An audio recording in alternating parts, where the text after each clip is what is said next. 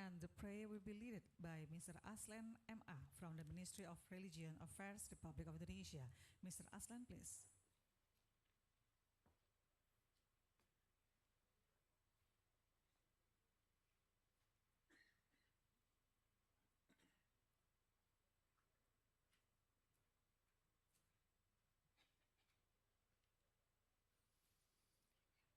Assalamualaikum warahmatullahi wabarakatuh. Selamat pagi dan salam sejahtera untuk kita semua. Untuk mendapatkan keberkahan rangkaian acara ini, marilah kita berdoa menurut keyakinan kita masing-masing.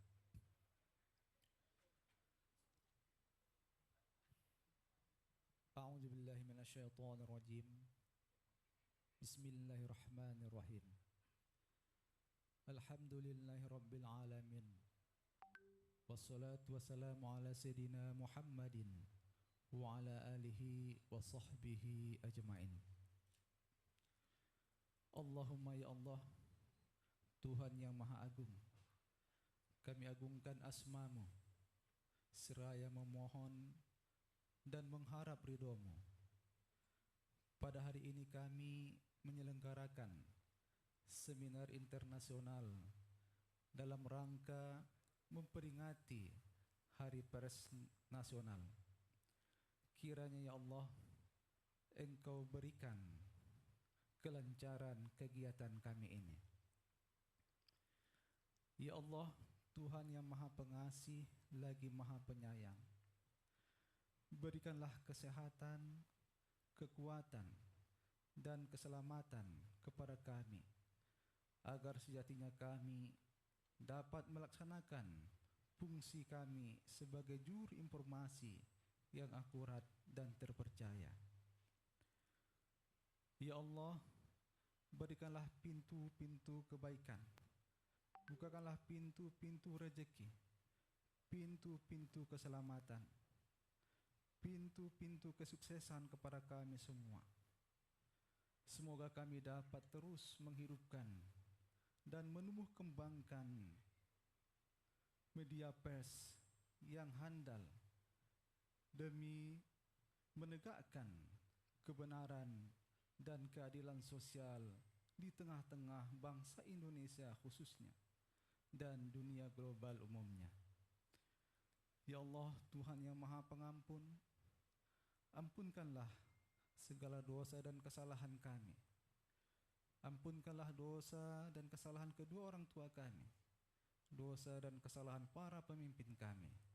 Ampunkanlah dosa-dosa kami di masa yang akan datang. Allahumma taqabbal minna du'aana fa innaka antas sami'ul alim wa tub alaina fa innaka antat tawwabur rahim. Allahumma ja'al jam'ana hadza jam'an marhuma wa tafarruqana min ba'dihi tafarruqan ma'suma. Rabbana atina fid dunya hasanah wa fil akhirati hasanah wa qina adzabannar. Wa sallallahu ala sayyidina Muhammadin wa ala alihi wa sahbihi wasallam walhamdulillahi rabbil alamin. Assalamualaikum warahmatullahi wabarakatuh.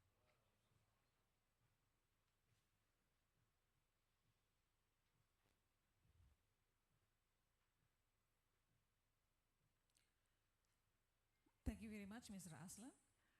The distinguished participants that join with us via offline and online or Zoom meeting, being the host of this seminar, Mr. Atal S. Depari, as the President of Confederation of Asian Journalists, is happy to present the opening speech.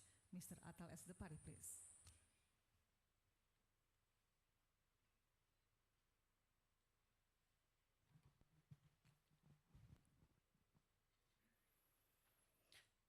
Bismillahirrahmanirrahim. Balam berkicau di pokok akasia, tengok di Tasik berenang angsa. Selamat datang Ismawi Malaysia, mari hidupkan perpaduan bangsa. Ini puisi order by Malaysian. Segar badan meminum jamu, jamu sehat memaknai usia. Di kota Medan kita bertemu, kota bersejarah, pers Indonesia. Ini sesuai dengan tema. Sungguh cepat larinya rubah, melesat lewat pematang sawah. Teknologi media maju berubah, pers merdeka, demokrasi bermarwah.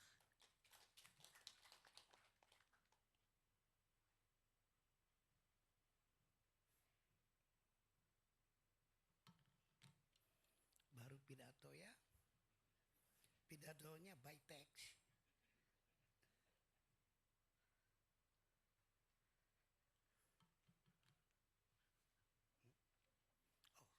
Oke, iya. Assalamualaikum warahmatullahi wabarakatuh. Salam sejahtera bagi kita semua. Yang terhormat Bapak Menteri Komunikasi dan Informatika Republik Indonesia yang diwakili oleh Dirjen Informasi Komunikasi Publik Bapak Usman Kansong lagi dalam perjalanan. Ibu Helena Rea, Head of Project dari BBC Media Action. Oke. Ibu Pravita Kusuma Ningtyas, Senior Project Officer.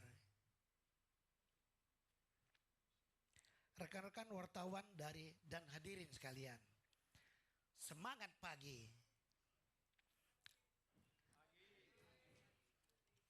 Selamat datang di seminar internasional yang luar biasa ini.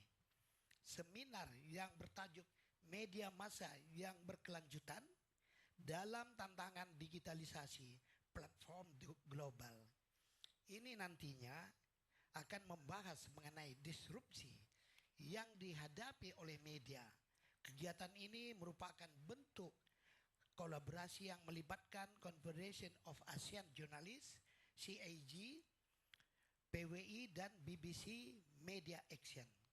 Perkenankan saya hadir di depan forum ini tidak hanya sebagai ketua umum PWI tetapi juga sebagai presiden CAG yang pada Oktober 2022 lalu di Bali saya selaku ketua umum PWI menjadi presiden CAG berdasarkan giliran di antara organisasi wartawan di seluruh negara anggota ASEAN kecuali Brunei.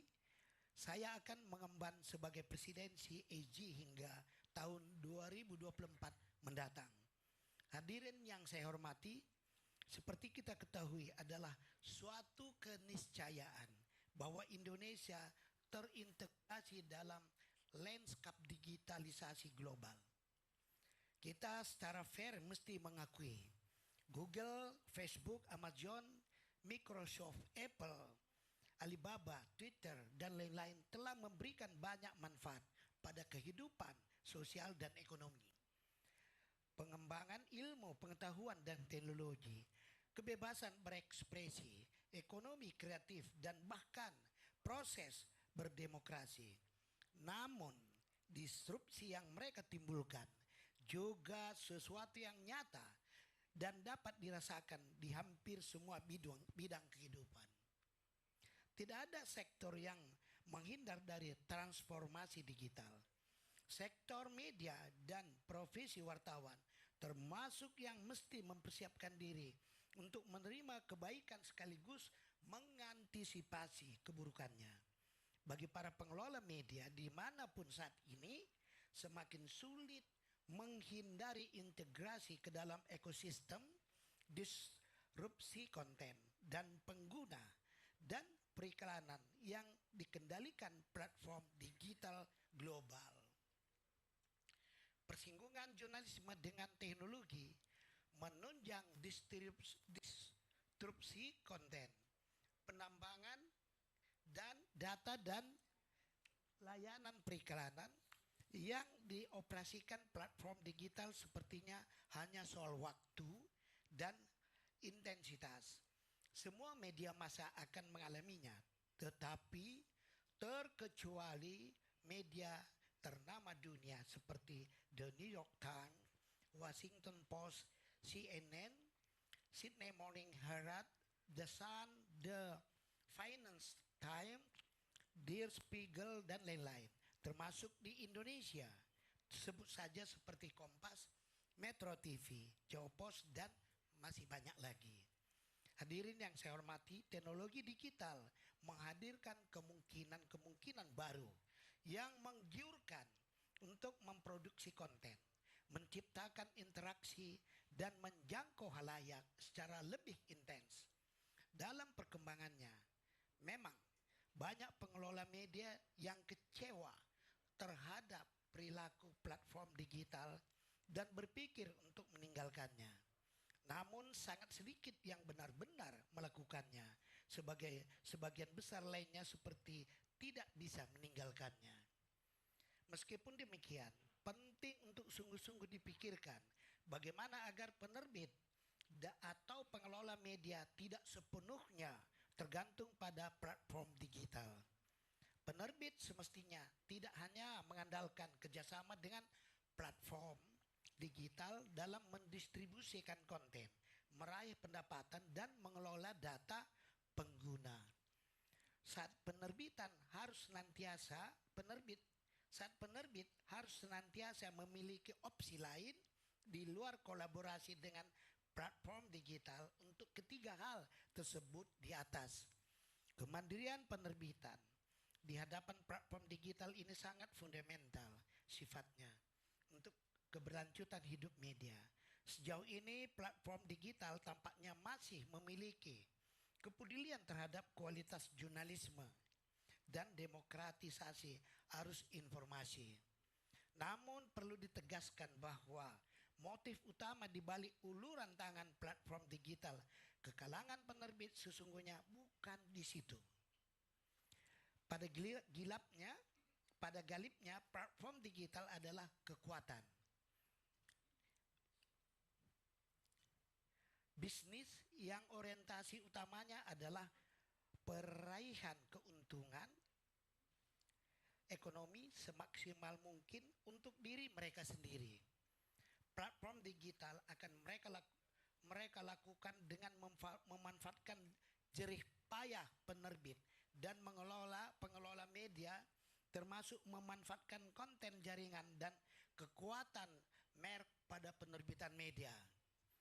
Lebih dari itu, fakta-fakta menunjukkan kerjasama penerbit dengan platform digital adalah bentuk hubungan yang cenderung berat sebelah.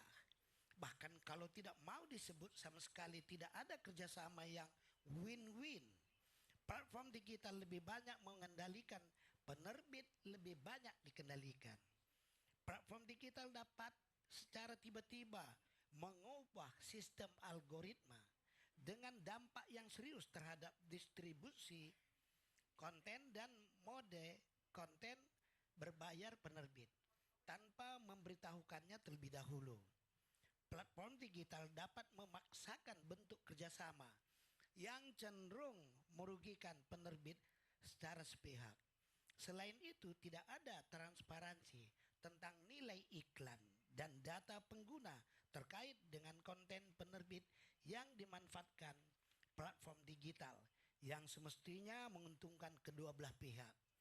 Hadirin yang saya hormati, di forum seminar ini kita diskusikan bersama bagaimana jalan keluar dari ketimpangan ini. Kami berharap ada jalan keluar, ada solusi terkait kerjasama bisnis yang win-win antara platform digital dengan penerbit. Di sini juga hadir narasumber seperti Prof. Rod Sims, ada di depan, guru besar di bidang kebijakan publik dari Australia National University. Bapak Nelson Yap, anggota Dewan Pers Australia. Dr. Agus Sudibyo, inisiator Publisher Right Indonesia, dan Dahlan Dahi, CEO Tribun News. Mereka akan menyampaikan pemikiran, gagasan, dan belajar dari negara lain mengenai publisher right. Tentu, dari mereka kita juga bisa belajar dan bertukar ide mengenai bentuk kerjasama bisnis yang win-win antara platform digital dengan penerbit. Juga hadir di pagi hari ini teman-teman wartawan Malaysia yang tergabung dalam ISWAMI, Ikatan Setiakawan Wartawan Malaysia Indonesia, yang dipimpin langsung oleh Datuk Mukhtar. Berdiri. Datuk Mukhtar Hussein, sahabat kita. Kehadiran rombongan wartawan Malaysia menghadiri acara ini memberi bobot mengenai kebersamaan ASEAN, khususnya wartawan dan pengelola media dalam menghadapi disrupsi teknologi. Mari kita memanfaatkan momentum seminar ini untuk kita bertukar informasi dan belajar dari para ahli di bidangnya. Juga memanfaatkan semangat Hari Pers Nasional 2023 yang kali ini mengambil tema Pers Bebas, Demokrasi Bermartabat. Seperti diketahui, tahun 2023 ini Indonesia memasuki tahun politik. Pers juga menjadi bagian dari persaingan politik yang pemilu presiden dan pemilu legislatif yang akan berlangsung serentak pada tahun 2024 mendatang. Tentu kita berharap pers Indonesia tetap bebas, tetap menjaga independensinya di tengah hiruk pikuk para buzzer politik, dan kebebasan pers di Indonesia masih tetap terjaga dalam koridor kode etik jurnalistik sehingga bisa ikut mewarnai demokrasi yang bermartabat. Hadirin yang saya hormati, dalam kesempatan ini perkenankan kami mengucapkan terima kasih kepada BBC Media Action yang diwakili oleh Ibu Helena yang mendukung kegiatan yang merupakan kolaborasi antara CAG, PWI dan BBC Media Action. Kami sangat senang dapat menyambut para Anda semua dalam seminar ini. Kami berharap bahwa seminar ini akan banyak menghasilkan buah pemikiran, terobosan, gagasan, dan ide-ide besar yang bisa menjadi inspirasi bagi kita semua dalam menjaga kelangsungan media di tengah tantangan disrupsi digital. Semoga Allah Subhanahu wa Ta'ala memberikan rahmatnya kepada kita semua. Waalaikumsalam warahmatullahi wabarakatuh. Thank you.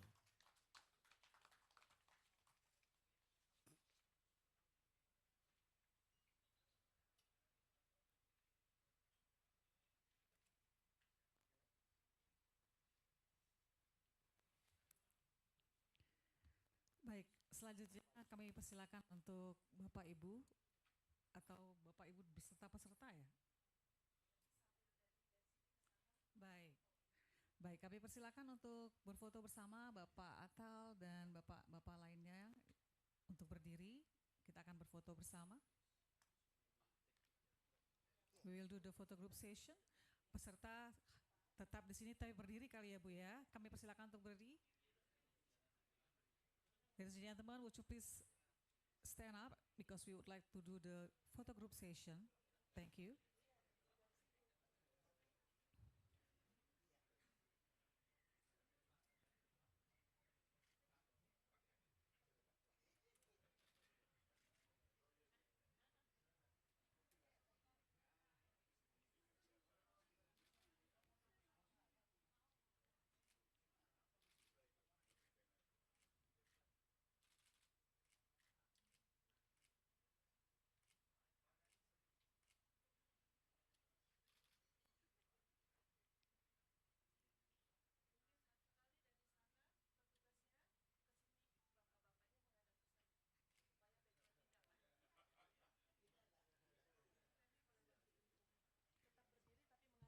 Bapak Ibu mohon tetap berdiri tapi menghadap ke belakang.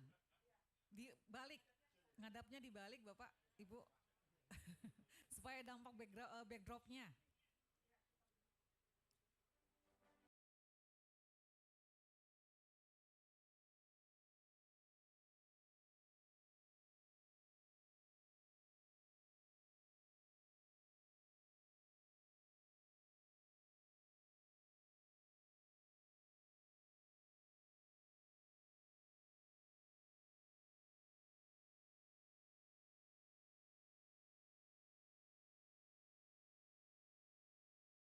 Dan Bapak Ibu, terima kasih banyak Pak Atal. Satu pantun nih buat Pak Atal sebelum ditutup menuju ke panel discussion.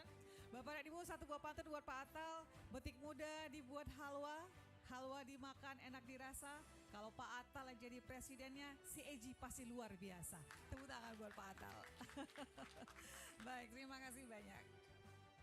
Bapak Ibu, Pak Atal berkenan untuk meninggalkan tempat karena masih ada acara lain yang harus dihadiri oleh Pak Atal. Kami ucapkan terima kasih atas kehadirannya dan sampai ketemu lagi di acara yang berikutnya.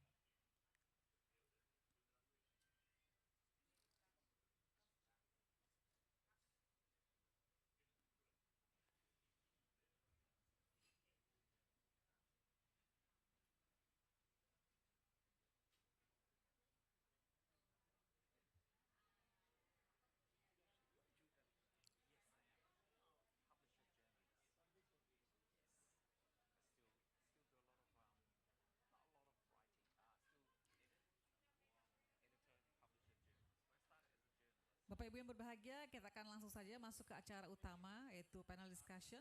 Ladies and gentlemen, now we are proceeding to our main agenda. It is the panel discussion. And in this session, we are inviting for distinguished speakers. They are Mr. Professor Rod Sims from Crawford School of Public Policy, the Australian National University. Mr. Agus Sudibyo, the initiator Indonesian Publishers' Right Regulation. Mr. Nelson Yap, member of Australian Press Council Board, member Local and Independent News Australia, and Mr. Dahlan Dahi, the CEO of Tribune Network. And this session will be led by our beautiful moderator, Mrs. Kirstina Chelsea Chan, the academician Media Law Studies, as well as the assistant to Secretary General of Confederation of Asian Journalists. And we are saying that all the speakers and moderators are in front of us. And ladies and gentlemen, let's give a big welcome to our speakers and moderator. So, Mr. Chelsea, the floor is yours. Thank you.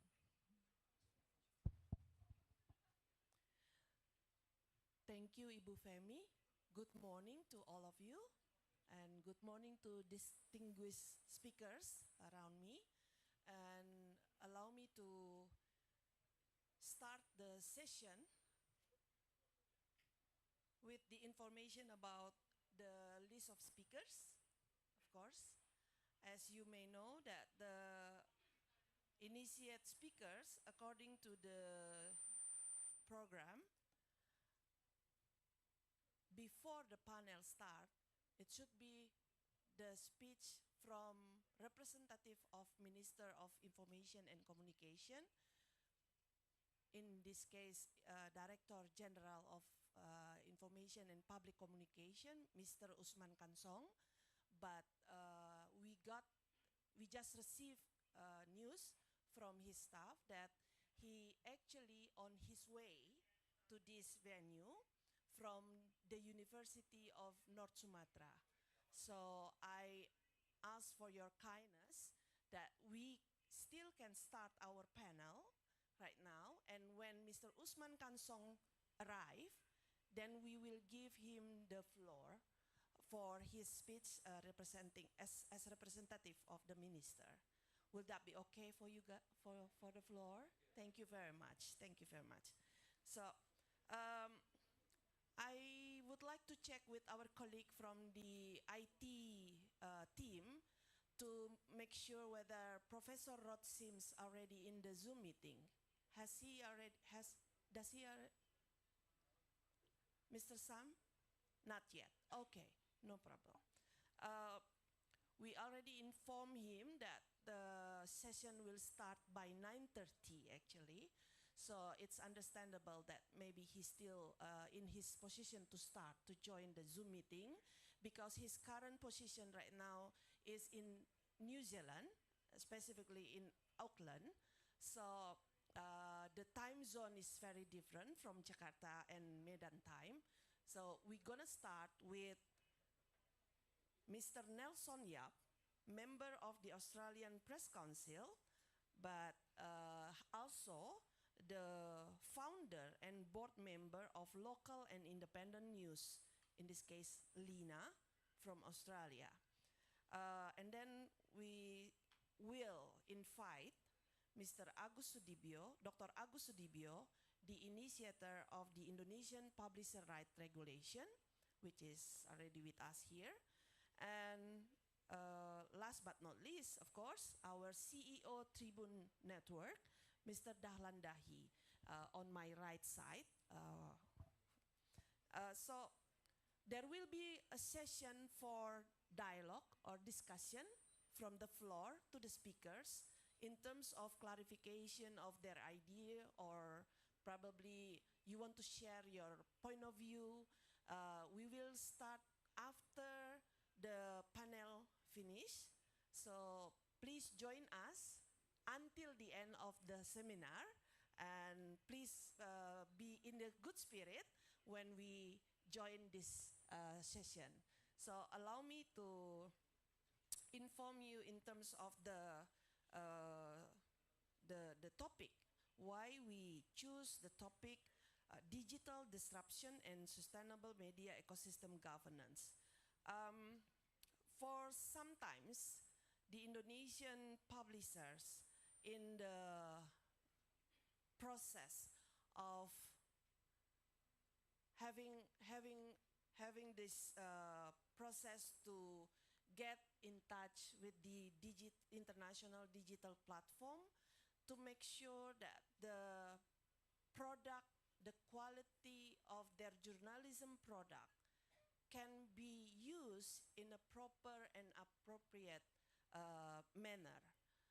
In terms of business side, there is a problem facing by the publishers in Indonesia, especially because Indonesia have by population, it's more than Australia. Nelson said about that yesterday. And the international digital platform will be very, very eager to keep the market in Indonesia alive, to make sure that the publishers can cooperate with them. But of course, we're gonna hear directly from the speaker's point of view and their experience directly. So just to start with, allow me to invite Mr. Nelson Yap for your session. Each speakers will have 15 minutes, so please make use of the time available. Thank you. Let's give an applause for Mr. Nelson Yap. Thank you.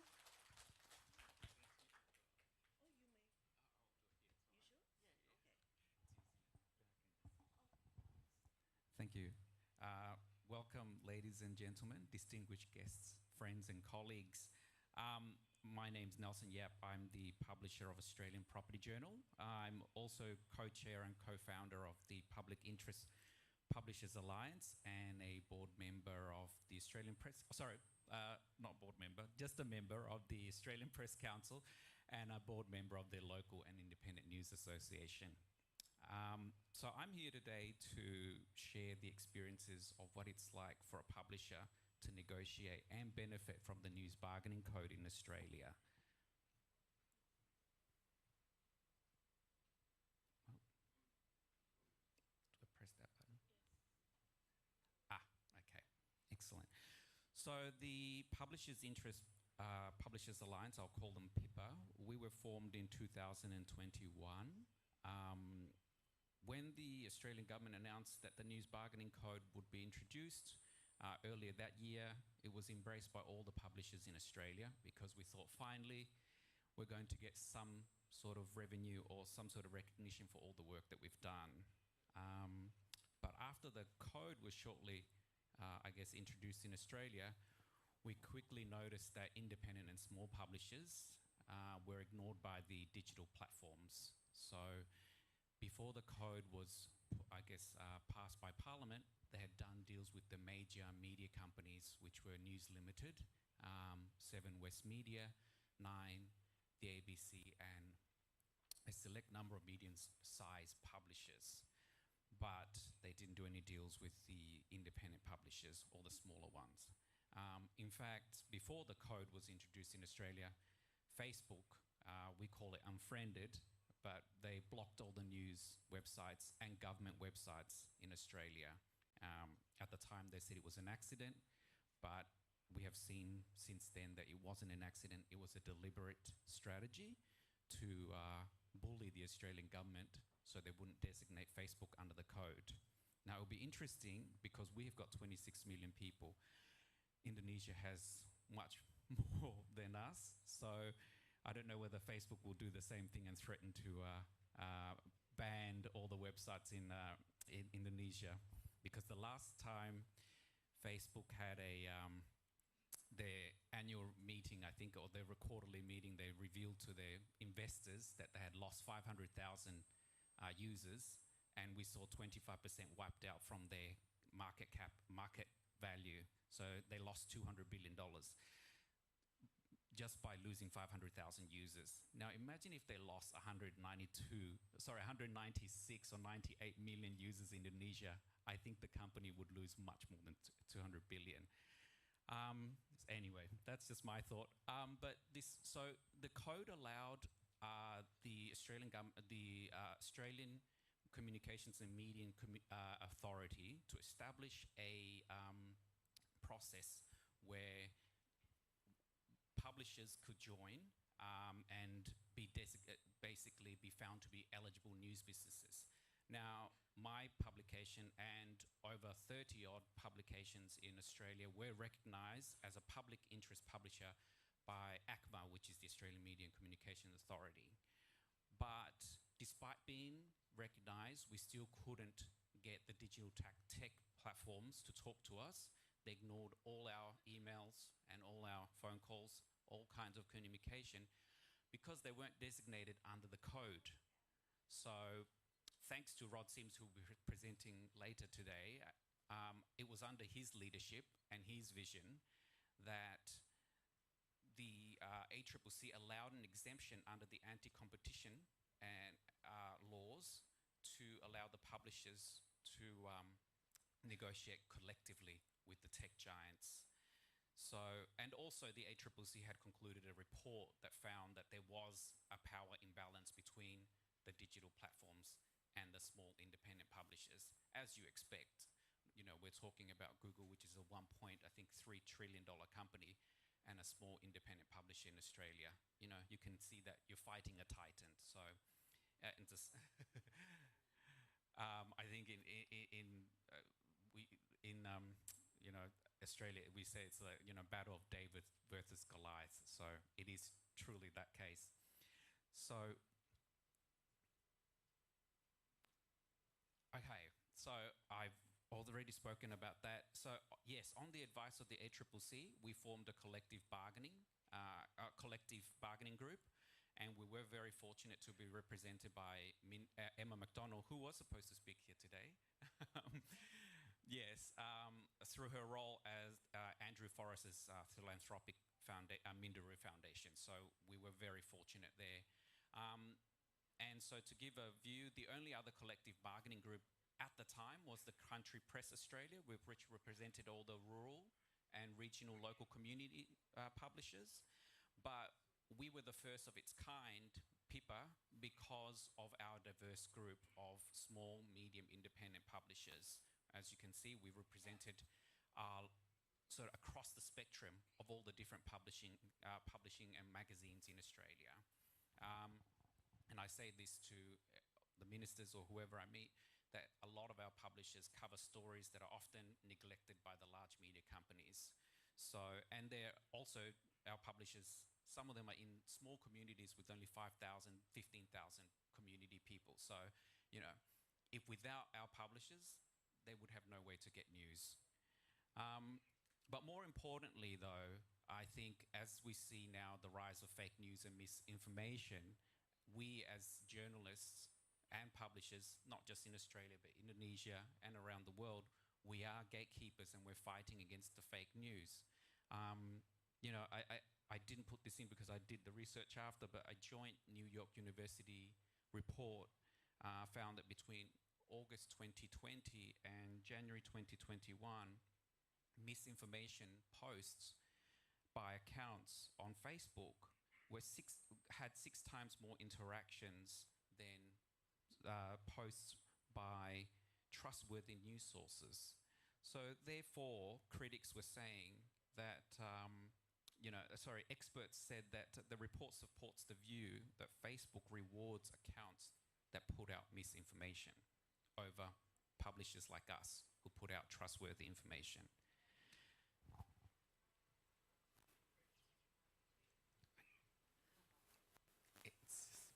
Yeah, so that's a list. I won't read it out, but that's our list of publishers in our group of 24, as I said. So in August 2022, almost a year later, our 24 publishers, we're lucky to secure a deal or funding from Google, but Facebook continues to refuse to negotiate with us. And along with us, Facebook has also refused to negotiate with Australia's largest multicultural publishing, broadcaster, SBS. So they publish all the for Croatian, Greek, everything, but Facebook refuses to do a deal with them. And Facebook also refuses to do a deal with The Conversation, which is a large academic and publication. So, but having said that, so we were very fortunate, but after us, to the best of our knowledge, no other publishers have done a deal since then with Google or Facebook.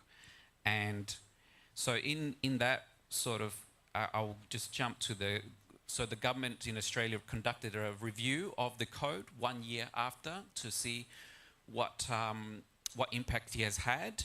But the government decided, despite our lobbying, the government decided that they would not designate Facebook under the code because it requires designation for the negotiation to be mandatory. So the negotiation right now is voluntary between the digital platforms and the publishers. So in a sense, Facebook did not face any consequences for blocking news in Australia. It has successfully bullied the Australian government, which is very disappointing, into not doing anything. And therefore, as I said, Facebook continues to extract billions of dollars in advertising revenue from the Australian market without remunerating most of the independent publishers. Okay, so why the code is important, our experience. So as I said, it's all up there, you can read, but in Australia we had between 2019 and 2022, 265 newsrooms were closed across the country. Now that's, for a country of 26 million people, that is a lot of newsrooms. And in the last 15 years, we've lost 60,000 jobs in our industry. That's a lot of journalism, a lot of journalists, editors, sub-editors, what have you, anyone working in our industry. So, in a sense, this code, when the Australian government introduced it, was a very critical reform because it has been so long, it has been 15 years of the digital platforms having a free ride of our news and benefiting from our news and making billions of dollars in digital advertising revenue and taking it away from us without giving us anything. We have to employ the journalists, we have to do all these stories, and they just benefit from it. So the code was important to address that, disruption that we've experienced. So the lessons learned from us was People's experience. That was my main role in People as co-founder was, we call it herding cats. I'm not sure if you have the same terms in Indonesia or Asia, but it was interesting to try and find as many publishers as possible to join our group to negotiate, because there are so many different publishers of different sizes, different expectations. So that was a challenge. But what I wanted to, from my meetings with a lot of the publishers and informing Pippa, was that, you know, initially we had 50 people, 50 publishers who looked at joining, but because of disagreements, some of them thought that they didn't need to, some of them thought they were too big to join a group, they can do it themselves. So for various different reasons, they decided that they wouldn't be part of it, so we ended up with 24. But these publishers still do not have a deal today. So my experience from this is that we are stronger together.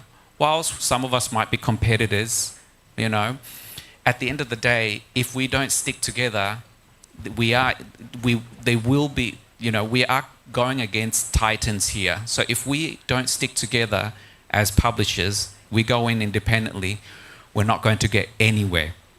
And look, and of course we engage with all the members of parliament, ministers and the government. But as I said, so lessons learned from Pippa is that, and ultimately, of course, more importantly for newsrooms is the financial security, because it creates a sustainable news business. But now I want to turn to also quickly the lessons learned from overseas. I'm sure you've all followed. We've now seen, in the US, in the United States and Brazil, the code basically has been killed off. In the US, it's sort of sitting there, but it's not going anywhere anymore. That's because the publishers in the United States were not able to come together. I guess because of their political system, they're very divided as well. But also, the US wanted to be perfect. They wanted their code to be perfect. And I say, don't let perfect be the enemy of the good. So sometimes good enough is a good start, and we can work on progress and reform and make changes. Don't wait until we're trying to make it perfect before we pass the code. And then finally, of course, don't wait for things to happen, make them happen. I think, I'm a journalist, I'm an editor. This is not my job. I don't know how to lobby. I don't know how to do any of these things. I don't know how to bring together 50 people in one room and say, let's go and negotiate with Facebook and Google. But someone had to do it. So I thought, well, if I don't do it, who's going to do it? No one else. So that's why I started ringing the calls, cold calling all the publishers to try and get them on board.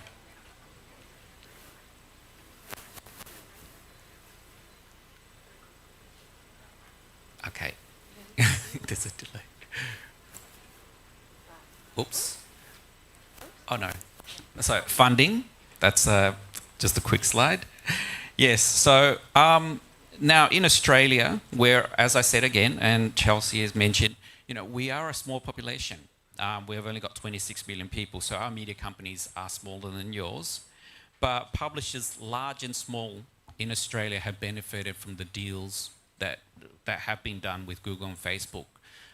These multi-year deals between 3 to 5 years and have brought in over $200 million to local news businesses in Australia. So, and we saw that with the Guardian newspaper.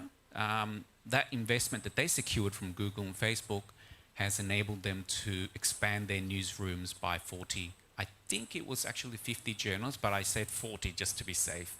So the Guardian is just one example of many newsrooms in Australia that have benefited. So from Pippa, our own experience from our 24 publishers, as I said, we secured funding from Google.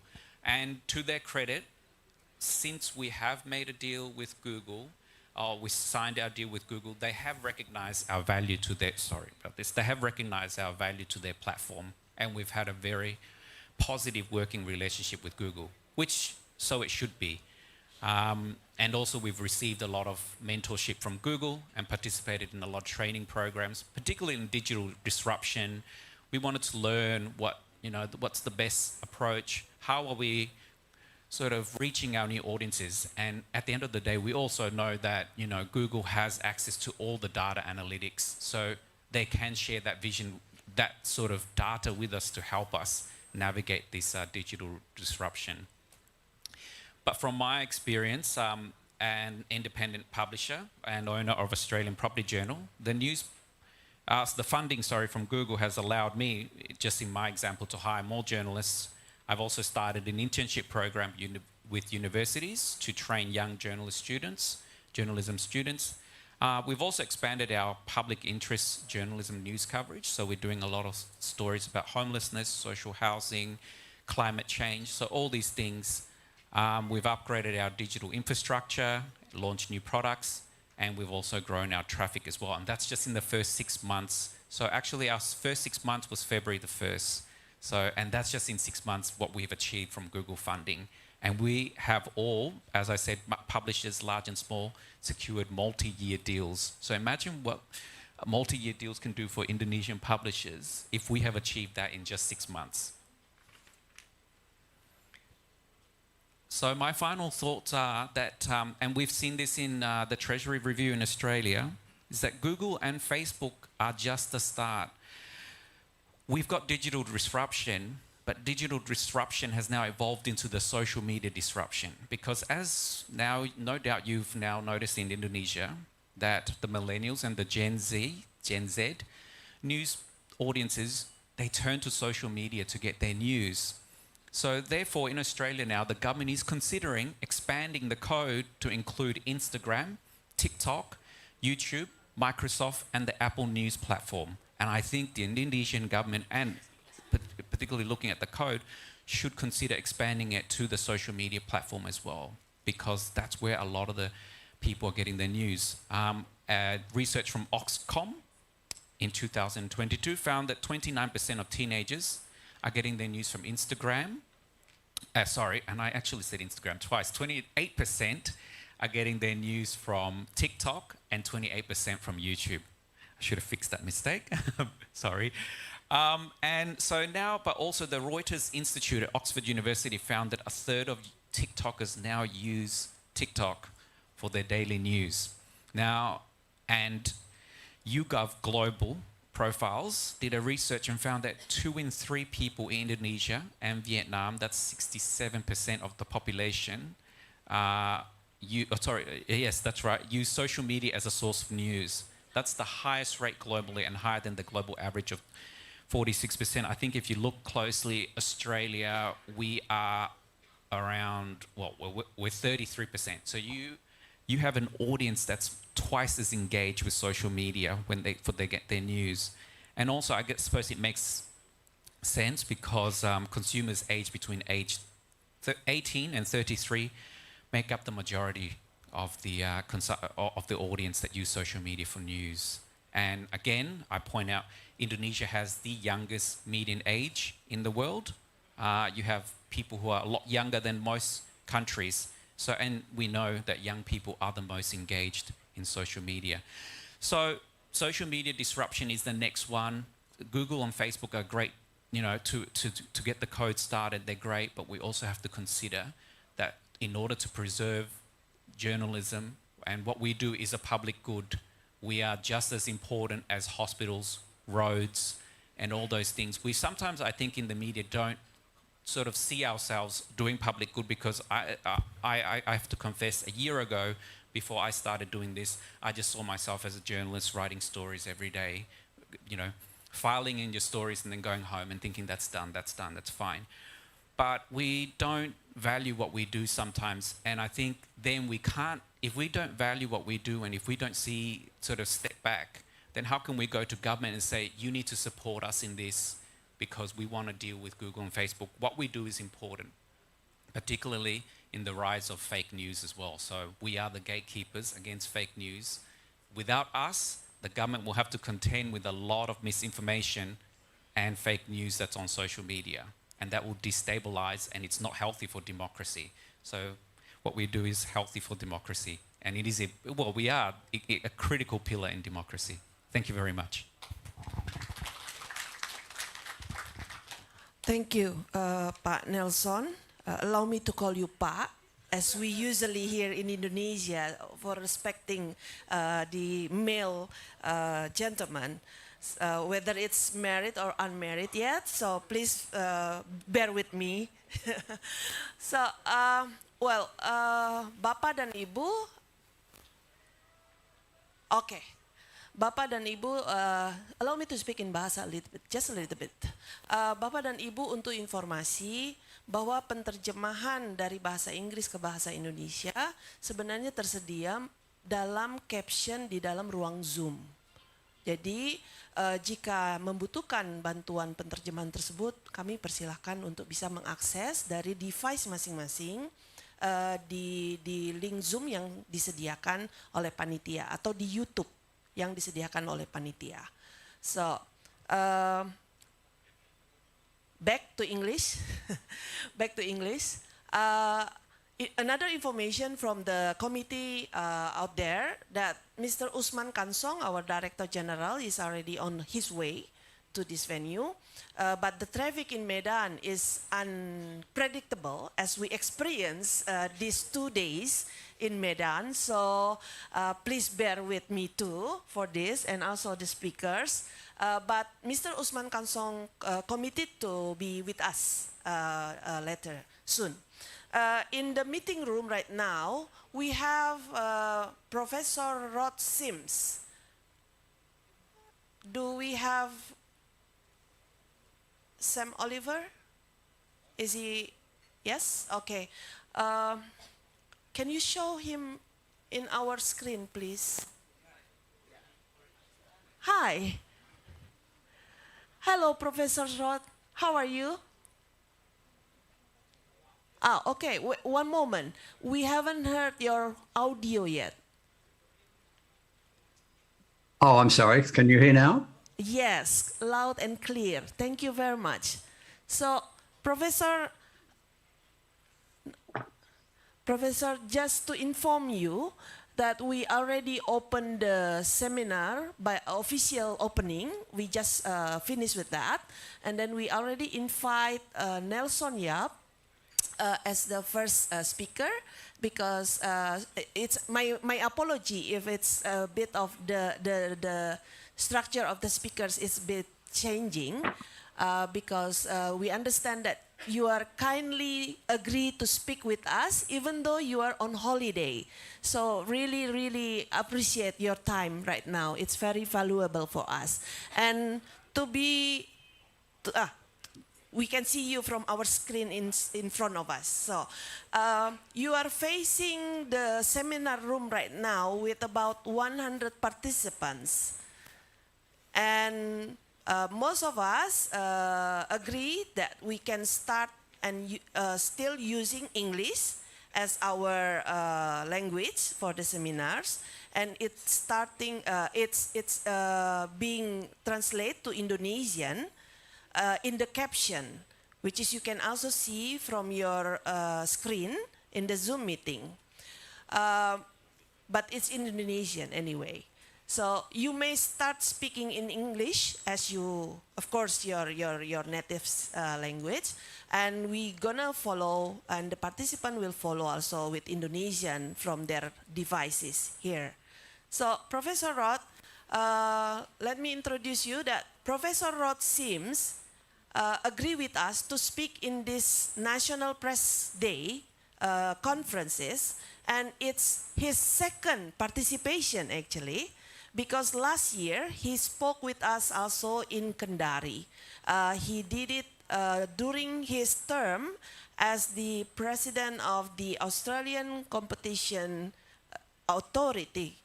And this year, Professor Rod Sims will speak with us as his current academic role, Professor of Cravert School of Public Policy from the Australian National University. But he's currently in Auckland. So we appreciate your time, Professor.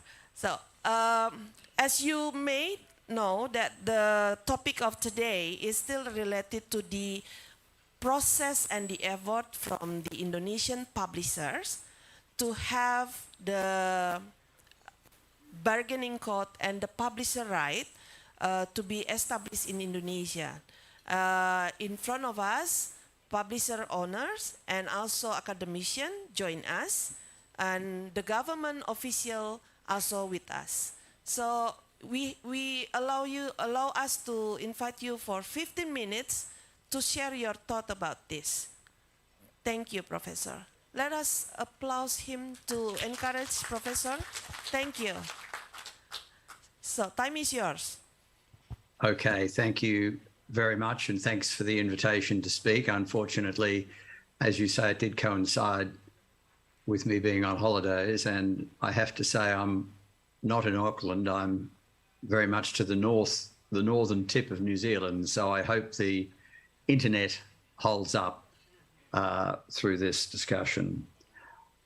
I thought I'd make a few points and then happy to take questions later on. The first point is that what started the News Media Bargaining Code in Australia was a study done by the Australian Competition and Consumer Commission. The law in Australia is such that when the government directs us to do an inquiry, that gives us powers to get information, compulsorily demand information, and it also requires us to make recommendations to the government, which we did. Now, the study was about digital platforms, media, advertising. We ended up making 23 recommendations, of which one was that there be a news media bargaining code. We did make other recommendations about providing funding to local journalism and a range of other things. So the news media bargaining code was not our only recommendation in relation to journalism, but it was I think our most important one. The reason we made the recommendation for a news media bargaining code was that we could see that, as the previous speaker said so very clearly and very well, the platforms use the content of media businesses to attract people onto their platform, either to answer Google searches or to be on the Facebook newsfeed. When the media companies asked for compensation for this, they were told no. And our view was that there was an imbalance in bargaining power, in the sense that Google and Facebook need media, but they don't need any particular media. They could, even if they had half the media, that would be enough for them. Whereas each of the media businesses did need to be on Google and Facebook. So it was an imbalance in the bargaining power to arrive at an appropriate payment for that content. Google and Facebook said there is no payment for content. The concern we had and the government had was that, again, as the previous speaker just said, journalism is fundamental for democracy. It is a vital ingredient of a well-performing democracy. We don't want the platforms to not make payment, otherwise journalism will decline significantly, and if journalism declines, then our societies will decline. So the logic for the News Media Bargaining Code was the imbalance in bargaining power and the importance of journalism. Now, the News Media Bargaining Code was a recommendation to government. It was accepted by government at the end of 2020. And the point I want to make here is it's nothing to do with competition law, even though it was the Australian Competition and Consumer Committee which recommended it, or Commission which recommended it. It is government legislation. So ultimately, in Indonesia, in other ASEAN countries, you need government legislation to make this work. Now, there's three components of that legislation which are fundamental. One is that there is a process of negotiation, but if negotiation does not yield an outcome within a certain period of time, then there is a process of arbitration. So it is a negotiate, arbitrate model. The reason that's important is Google and Facebook, you could require them to negotiate, but they'll still say, we won't pay you anything. Faced with the prospect that payment might be determined by an arbitrator, that encourages them to do a deal because they'd rather do a deal themselves than have it determined by an arbitrator. So it's very much a forcing device. Having arbitration there is a forcing device to even up the bargaining power and get a fair deal.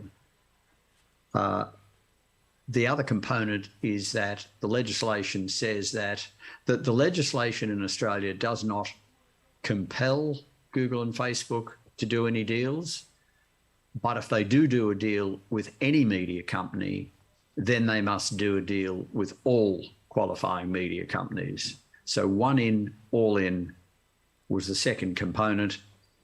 And the third one was collective bargaining, that particularly the smaller players could get together and bargain as one. So negotiate, arbitrate was fundamental. One in, all in. If you deal with one media company, you've got to deal with a lot. And thirdly, collective bargaining. Those are the three key ingredients of the code. If any legislation in any of your jurisdictions tries to deal with this, it needs to include all three of those components. Doesn't need much more, it just needs those three components. Now, the process, I won't describe it too much, but it is worth stating that when the government was attempting to introduce the legislation, we had about a year of negotiating the legislation. It was the ACCC, which I was leading at the time, which drafted the legislation with the Commonwealth Treasury and the Commonwealth Department of Communications. Google said that if this legislation passes, we will leave Australia. We will no longer provide search results for Australia. So it was quite a threat. When they made that threat, Microsoft stepped in and said, well, if Google leave Australia, our search engine Bing can take over. There was a discussion between the chief executive of Microsoft and Australia's Prime Minister. So in a sense, and also there was a public reaction against Google for threatening the government in that way. Facebook, in turn, we woke up one day to find that Facebook had taken all media and other things off Facebook. So they not only took media off Facebook, they also took down sites that were there to provide help, bushfire warnings, health warnings, and again, they overstepped the mark and there was a huge public backlash against them, a whole lot of people saying they would no longer use Facebook anymore. So those threats backfired, but they did set off real negotiations between the Australian Treasurer, Josh Frydenberg, and the chief executive of Alphabet, Google's parent, and the chief executive of Facebook. A number of changes were made which don't really matter.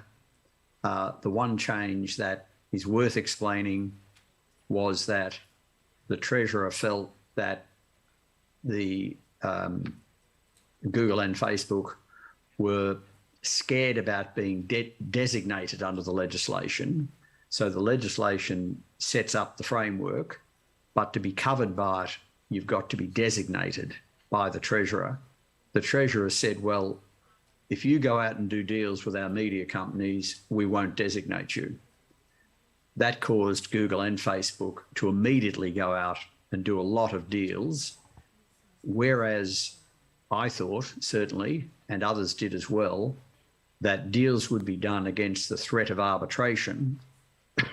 In the end, deals were done against the threat of designation. Now, it doesn't matter. The point is deals were done. So Google have now done deals with essentially all Australian media. There's a few companies that don't have deals, but it is disputed about whether they qualify or not. The companies that clearly qualify have all got deals, and that's very pleasing. So Google has done deals, I think, with just about everybody.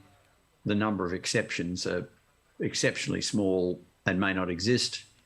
Facebook did a deal with approximately, I think, media companies that employ about 85% of Australian journalists. As the previous speaker just said, they did not do a deal with Australia's multicultural broadcaster, the Special Broadcasting Service, or SBS. They did not do a deal with the joint venture between sort of media and journal and academic, called The Conversation, as is just mentioned. But they did a deal with a lot of other companies. So the result of all that was that Google and Facebook are paying over $200 million per year to Australian media companies. The previous speaker mentioned some of the benefits of that. The Guardian increased its staff by about 50%, and various journalists have told me that once the code came in, there's never been a better time to be a journalist. That is, the demand for journalism services has gone up massively. So it's been very successful, a lot of money paid. Now, there's a couple of criticisms that have been made internationally about the code. One is that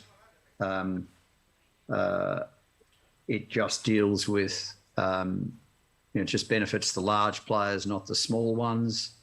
That is simply not true. Google have done a deal with, as I say, just about everybody. Facebook with about 85% of the media landscape.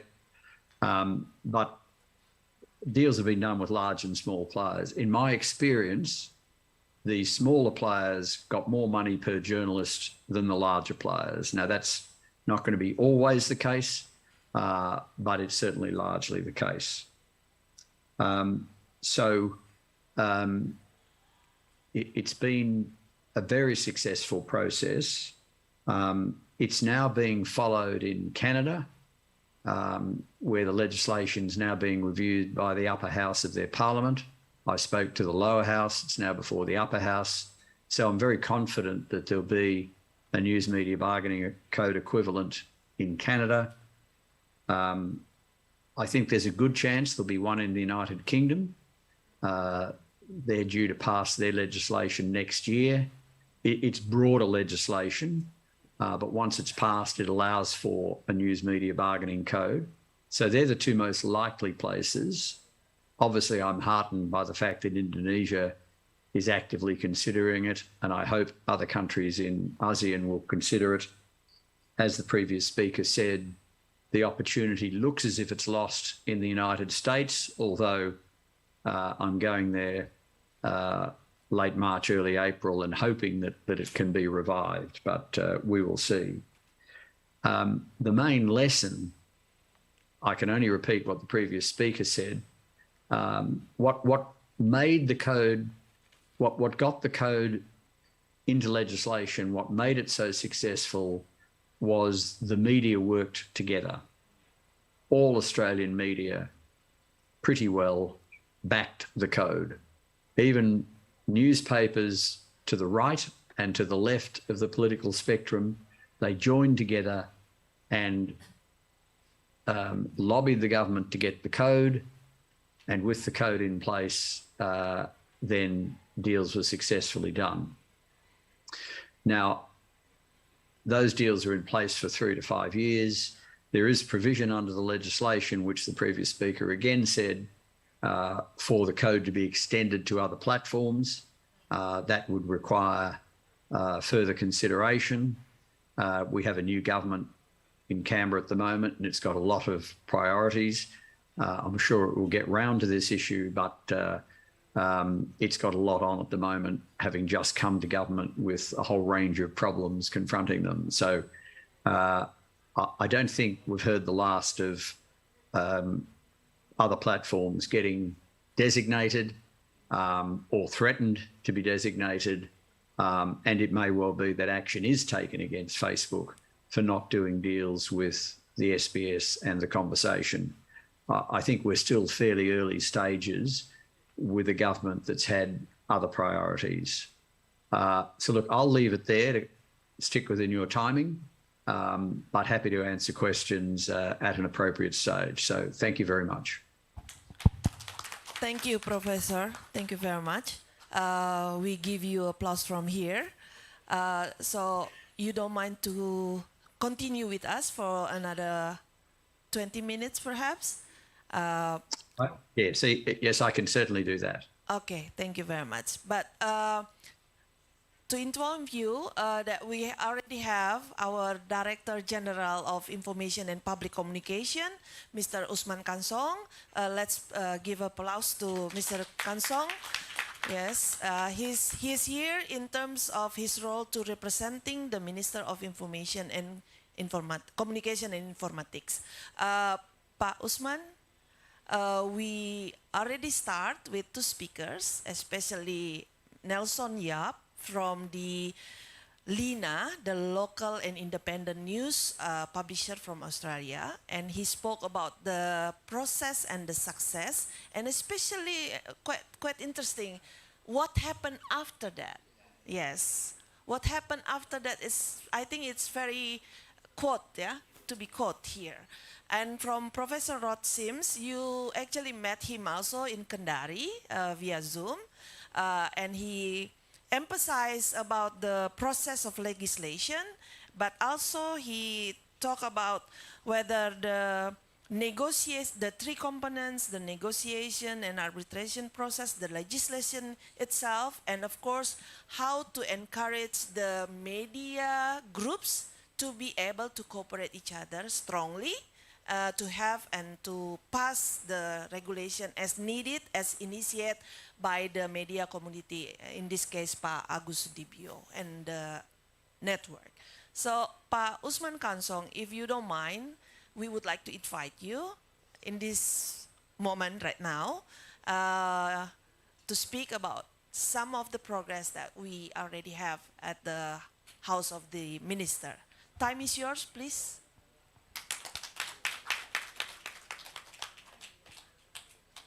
To inform you that we use the English, but you may speak in Bahasa. The translation is available at the caption of the Zoom meeting. Thank you. I will speak in mixed languages. Okay. The translator, please be informed that Mr. Usman Kansong will speak mix English and Indonesia, and especially maybe Medan language also. So be aware. Thank you. Okay, thank you very much for this occasion, for this chance to speak on what is the progress of the legislation or regulation of the publisher right. Cominfo, the Ministry of Communication and Informatics, has just submitted the draft of a presidential decree on publisher right or negotiation code in terms of Australia, like Rod Sims said earlier. And we are waiting for the response of the president. We have to submit the draft. We call it, we ask from the president the initiative right to initiate, to developing or to form the legislation. We have had draft, but after president give us the initiative right, we will discuss again. We will discuss more deeply about the substance of the publisher right. Let me inform you that there are 2 substances of the publisher right regulation.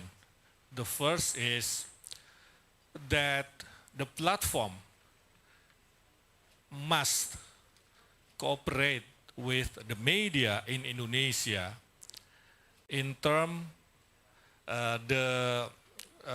when the platform want to deliver the news in their platform from our media. They must cooperate. They must negotiate with our media. But the negotiate will be B2B business, business to business negotiation. And the second, we will have such a body, such a controlling body to watch to control the, I mean, to see the negotiation between the platform and the media. The body will mediate if there is a dispute, if there is a dispute between platform and the media. And it is okay also if the platform and the media use arbitrage mechanism via BANI. We have BANI here in Indonesia, Badan Arbitrase Nasional Indonesia. And we the regulation will give the right to press council to control, to watch, to see, to mediate the cooperation between platform and the media. Because the position of the government, we are not recommending to form new special body. So we will use the existing body, that is press council.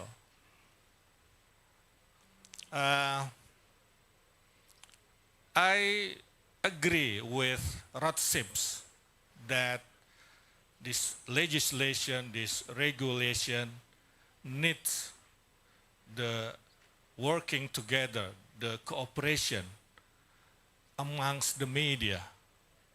The media in Indonesia and the government should be united. Should be united.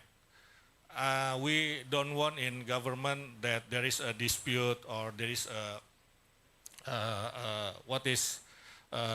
differences opinion between amongst the media in Indonesia. So we should unite here if we want to regulate the platform. And the position of the government here that we have press freedom here in Indonesia. So we will regulate the economic aspect, not the press or journalism aspect.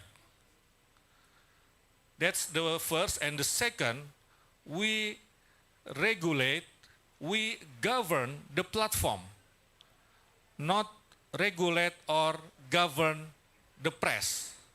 Yeah, because we have press freedom here. We off in HPN 9 February, in next 2 days, the president in his speech will respond the draft of regulation that we have just submitted to the president. That's all. Thank you very much. Thank you, Pak Usman Kansong, for your brief information on the update of the progress from the minister's side. Next, directly we invite Mr. Agus Sudibyo, Dr. Agus Sudibyo, to present his thought.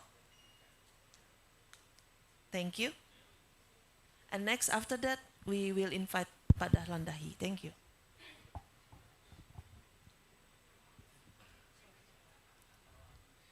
Thank you, Chelsea. Bismillahirrahmanirrahim. Assalamualaikum warahmatullahi ta'ala wabarakatuh. First, thank you for CIG, PWI, and PPC Media Action for invite me to join in these important meetings.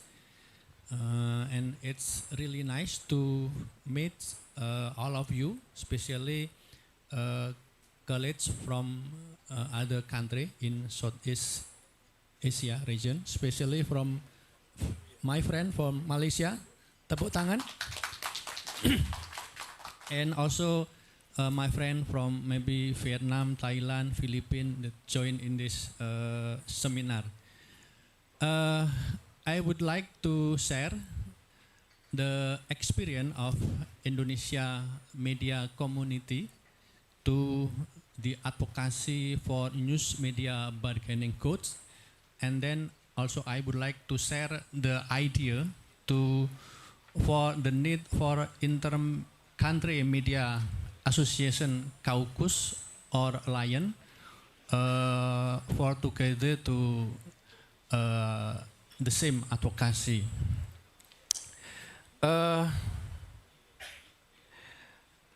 As we all know that the main problem in media industry now is the monopoly by the giant global digital platform. I don't know the exact situation in each country in ASEAN region, but if we refer to the context of Indonesia today, the monopoly of global digital platform company happen at least in 3 levels. First, around 80% of news distribution in Indonesia is controlled by Google and Facebook. This duopoly also grab around 75% digital advertising expenditure in Indonesia. And they also monopolize the processing and also utilization of user behavioral data. Even though they use publisher own news content in mining that user behavioral data, they refuse to share the data to publisher. If publisher need the user behavioral data, they still have to buy to Google and Facebook. Even everybody know that Facebook, Google mining user behavioral data use the content of publisher. I think it's not only Indonesia problem, it's a problem in every country. Also, I think in Australia also. So in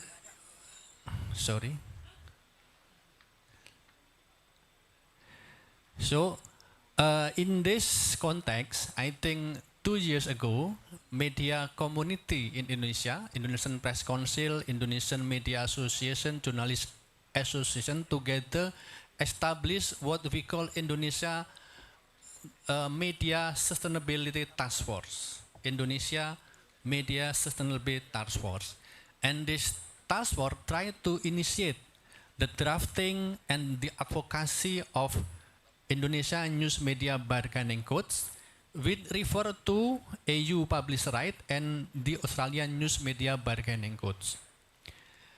But it's important to know that this code actually not designed as a hostile gesture against the global digital platform or to undermine their positive contribution. Rather, it is an initiative to create two-way value exchange or to realize the mutually beneficial relationship between news publisher and digital platform. And in the draft that submitted by task force to government, this bargaining codes set up the obligation of digital platform company to negotiate in good faith with Indonesia publisher regarding first, the economy value of publisher content that they use or monetize, and the second, fair and transparent profit sharing in digital advertising schemes involves both parties, and third, sharing of user data generated from the use of publisher own news content by digital platform company. The code also obligate the digital platform company to ensure that the news content they distribute and monetize is in accordance with the Indonesian press law and the journalistic code of ethics. And also to make sure, it's very important, I think Pak Dahlan will share the idea about it also, to make sure that their algorithm system is supporting the preservation of local value, diversity of perspective, and multiculturalism principle in Indonesia. So we also talk about how we govern the system of algorithm in some national entity. I believe and I think as we all know that in order to carry out the journalism social function and democratic function properly, the mass media must be economically sustained. The mass media must be strong enough as business entity. So the ultimate goal of bargaining codes actually not only how to help media in dealing with digital disruption pressure. The ultimate goal, I think, is how to creating media ecosystem that is conducive for realization of good journalism, civilized media public sphere, and for maintaining the contribution of the mass media to the democratic process in Indonesia in much broader scope.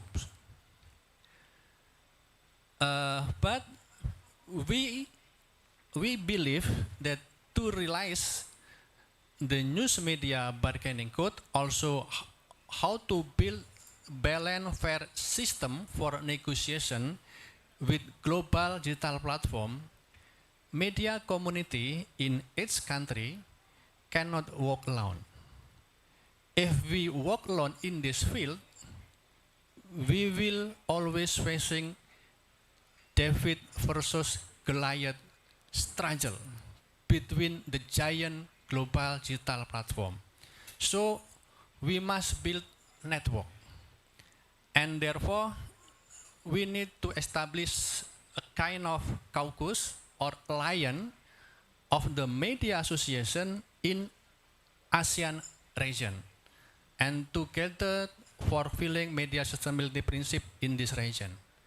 This is the idea that we try to offer to all of you, to colleagues from different countries in ASEAN region, because we will be stronger and have better position in bargaining with the giant global digital platform if we establish this kind of caucus or alliance. I think this is the idea that I want to share to you, and hopefully this will be meaningful and useful in this seminar. Thank you. Thank you, Dr. Agus Sudibyo.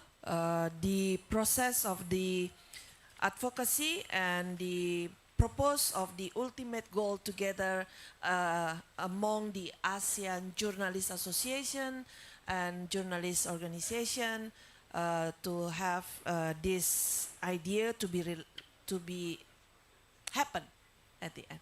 Pak Dahlan Dahi, time is yours. Yeah, thank you very much. Can I have my slide? This. Yeah. Pak Sam. Okay. Thank Yeah. you very much. Thank you. Assalamualaikum, selamat siang. Ladies and gentlemen, it's an honor to speak in this forum, but let me introduce myself to understand my perspective. I think this is important. I am CEO of Tribune, which is a media network that have 40 offices across Indonesia. and I work as a journalist. So local journalist as yours, but I am a little lucky that I work as a journalist for almost 30 years now. I work as a journalist 19 years, yeah, in local newspaper. It's okay. So second, I want to put in the context. So Australian News Bargaining Code is about the relation between publisher and platform in business side. So it's about revenue share, which is also important since I believe that media can do the main role as a fourth pillar of democracy when financially, businessly, they are strong. So we have to make the media strong so they become do their role as an important part to build the democracy. But I think it's not enough. Should also look at the how algorithm impacting our life. Since it's also important. It's not about money, it's not about profit and loss, but it's about the public's prosperity. That would be my point. Can you help me to? Okay. Please run the video. I think the slide says video. It's okay.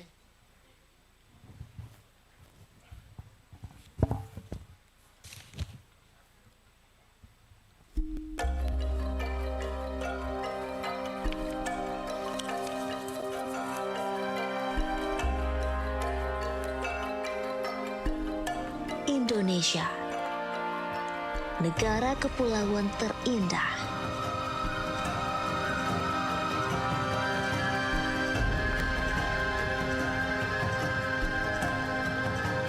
Beragam suku, bahasa dan cerita unik penuh makna.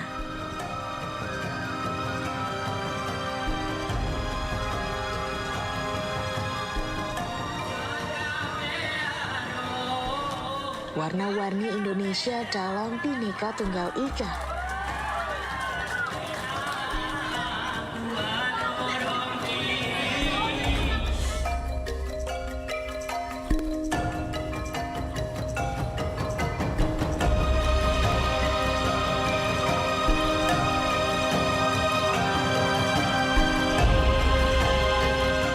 Kami terus tumbuh menjadi mercusuar di negeri 1001 cerita.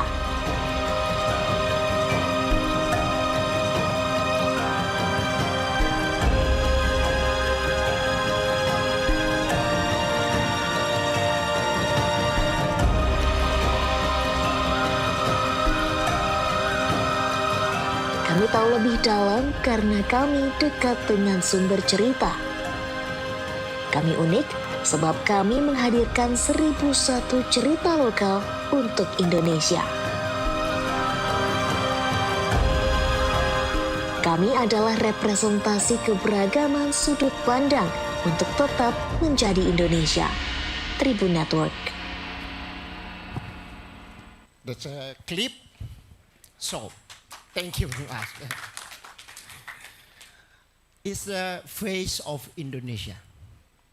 It's not the shopping mall, which is the face of Indonesia. It's a traditional market. It's the heart of Indonesia. You can find this perspective if you go deeply to find local perspective. That's why we see Indonesia, which is diverse in ethnicity, culture, and religion. It's a beautiful Indonesia that make Indonesia Indonesia. Next slide. So I think that's summarized about the. Okay, this is Tribun Network. So Nelson from Aceh in the left side, flight to Papua. I think it took like 5 years, 5 hours. Yeah, it's the same. You fly from Melbourne to Hong Kong. Yeah, right. Yeah, that's Indonesia. Okay. Okay, we start with local newspaper 35 years ago. 35 years, I think it's important because media could only sustain if they get trust from the people. If the media become a trusted partner to develop the society. I think that's important things. Second important things that since we employ local journalists and local editor on ground, then we empower local culture from Aceh to Papua. And the most important thing, we preserve local values. I think this is a big thing. How to still have a local character as an Indonesian, at the same time, we consume the global media through our global village. Yeah, I think this is important. So, however, yeah, as if it's happening in media industry. So, who take the control? This one or? Yeah, okay. Look, this is a scheme. I just want to simply explain this. So, wait a minute. Okay.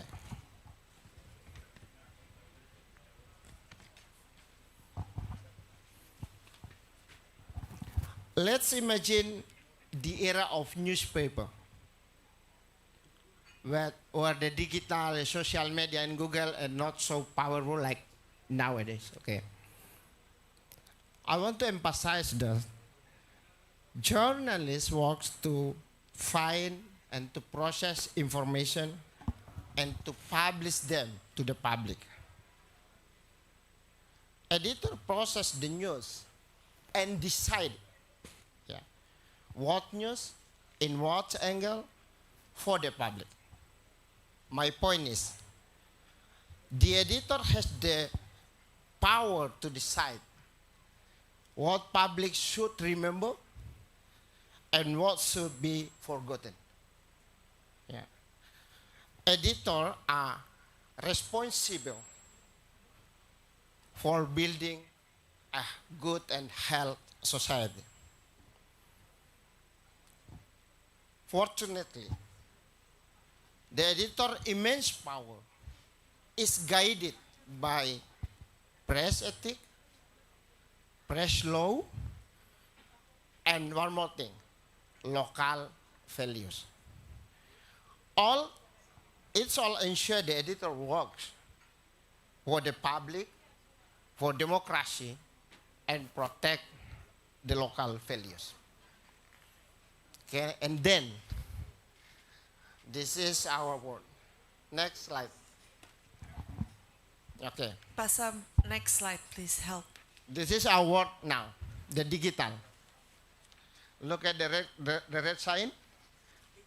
Technology, algorithm. Behind the technology, there is a system. Yeah, we call it algorithm. So, when shifting occurs, the editor extraordinary power pass to algorithm. So now the editor is algorithm. Since 70% of website audience coming from the platform.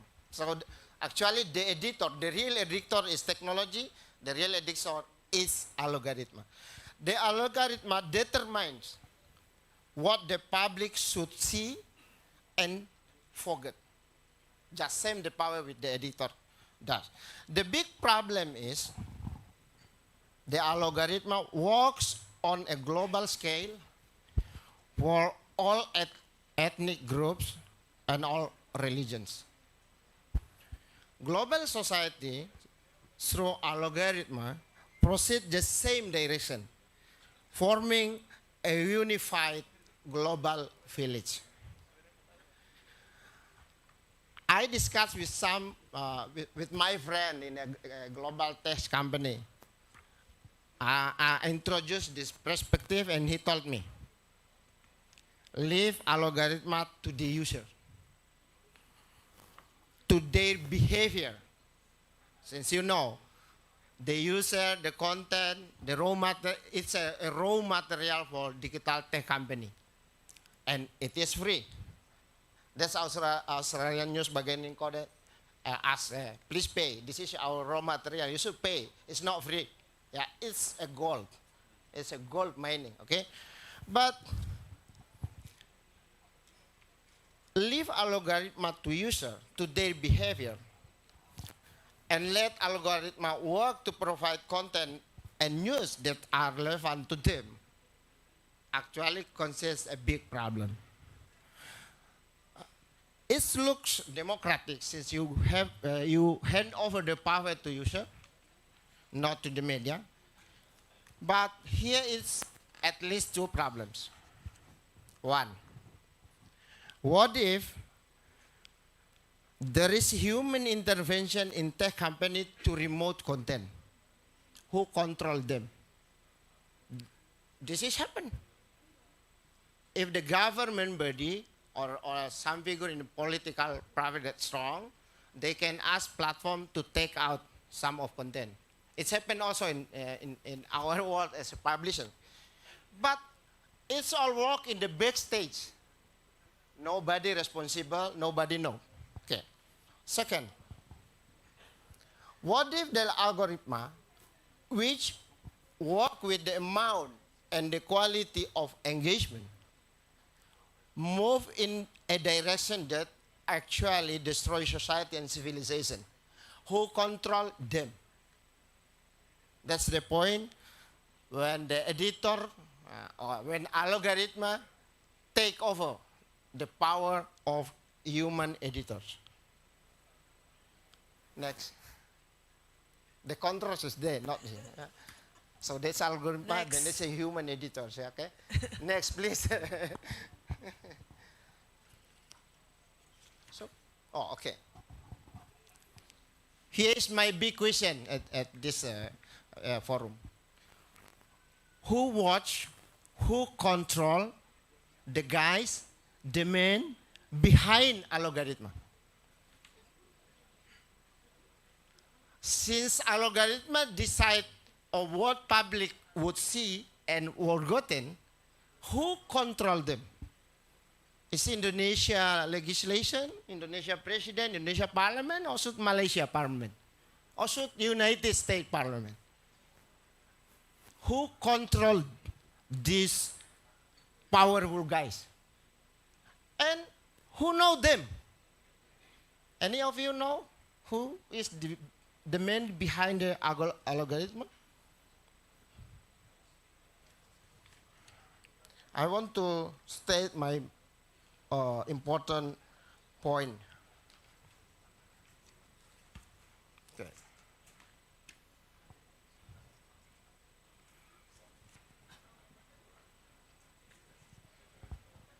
We don't know exactly who is behind the algorithm, what they believe, what are they fighting for. They fighting for Russia or Ukraine? I don't know. They fighting for Israel or for Palestine? I don't know. They fighting for local people or global citizen? We don't know. Do they believe or they fighting for a diverse world or a one-color world? We simply don't know. Next. So, that is my point. Algorithm is the sole custodian of information.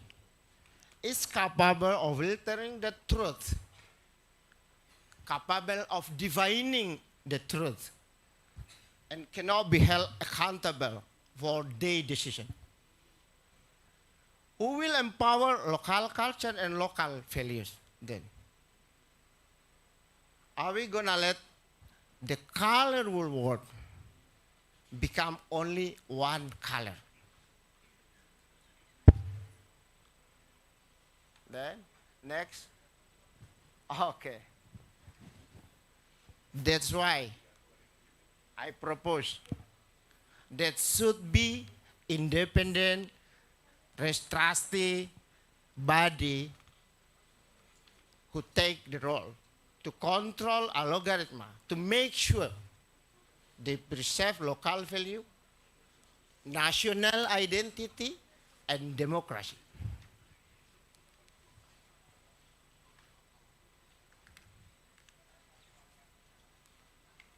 Because we want to pass on a diverse world to our future generation. And hopefully, the algorithm also work in the same direction. I close this presentation with, I think this is the famous quotation. Imagine the power of algorithm. And I think all of us remember the English historian named Lord Acton. Power tend to corrupt. Absolute power corrupt absolutely. Thank you. Thank you, Pak Dahlan, for your presentation in terms of making sure that the local value still be there with us, even though the AI taking so much. It's not about money at all. Yeah. Well, let's big applause to the speakers here first, and I want to check with the Pak Sam Oliver. Do we still have Professor Roth in the Zoom room? Yes. Pak Roth, Professor Roth, we are finished.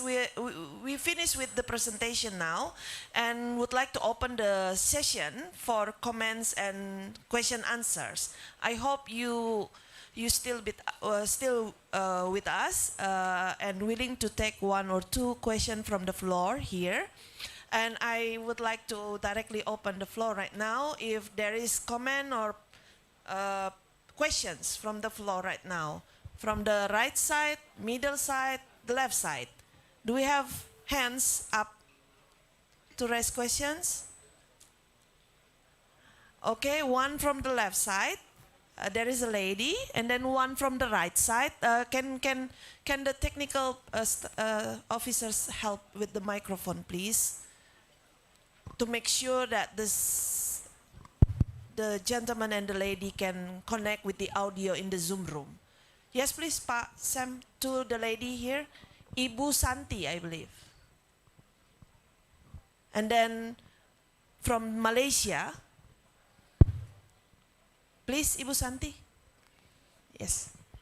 Thank you for a very comprehensive presentations to all speakers. I have a question to our Australian fellows who are the speakers.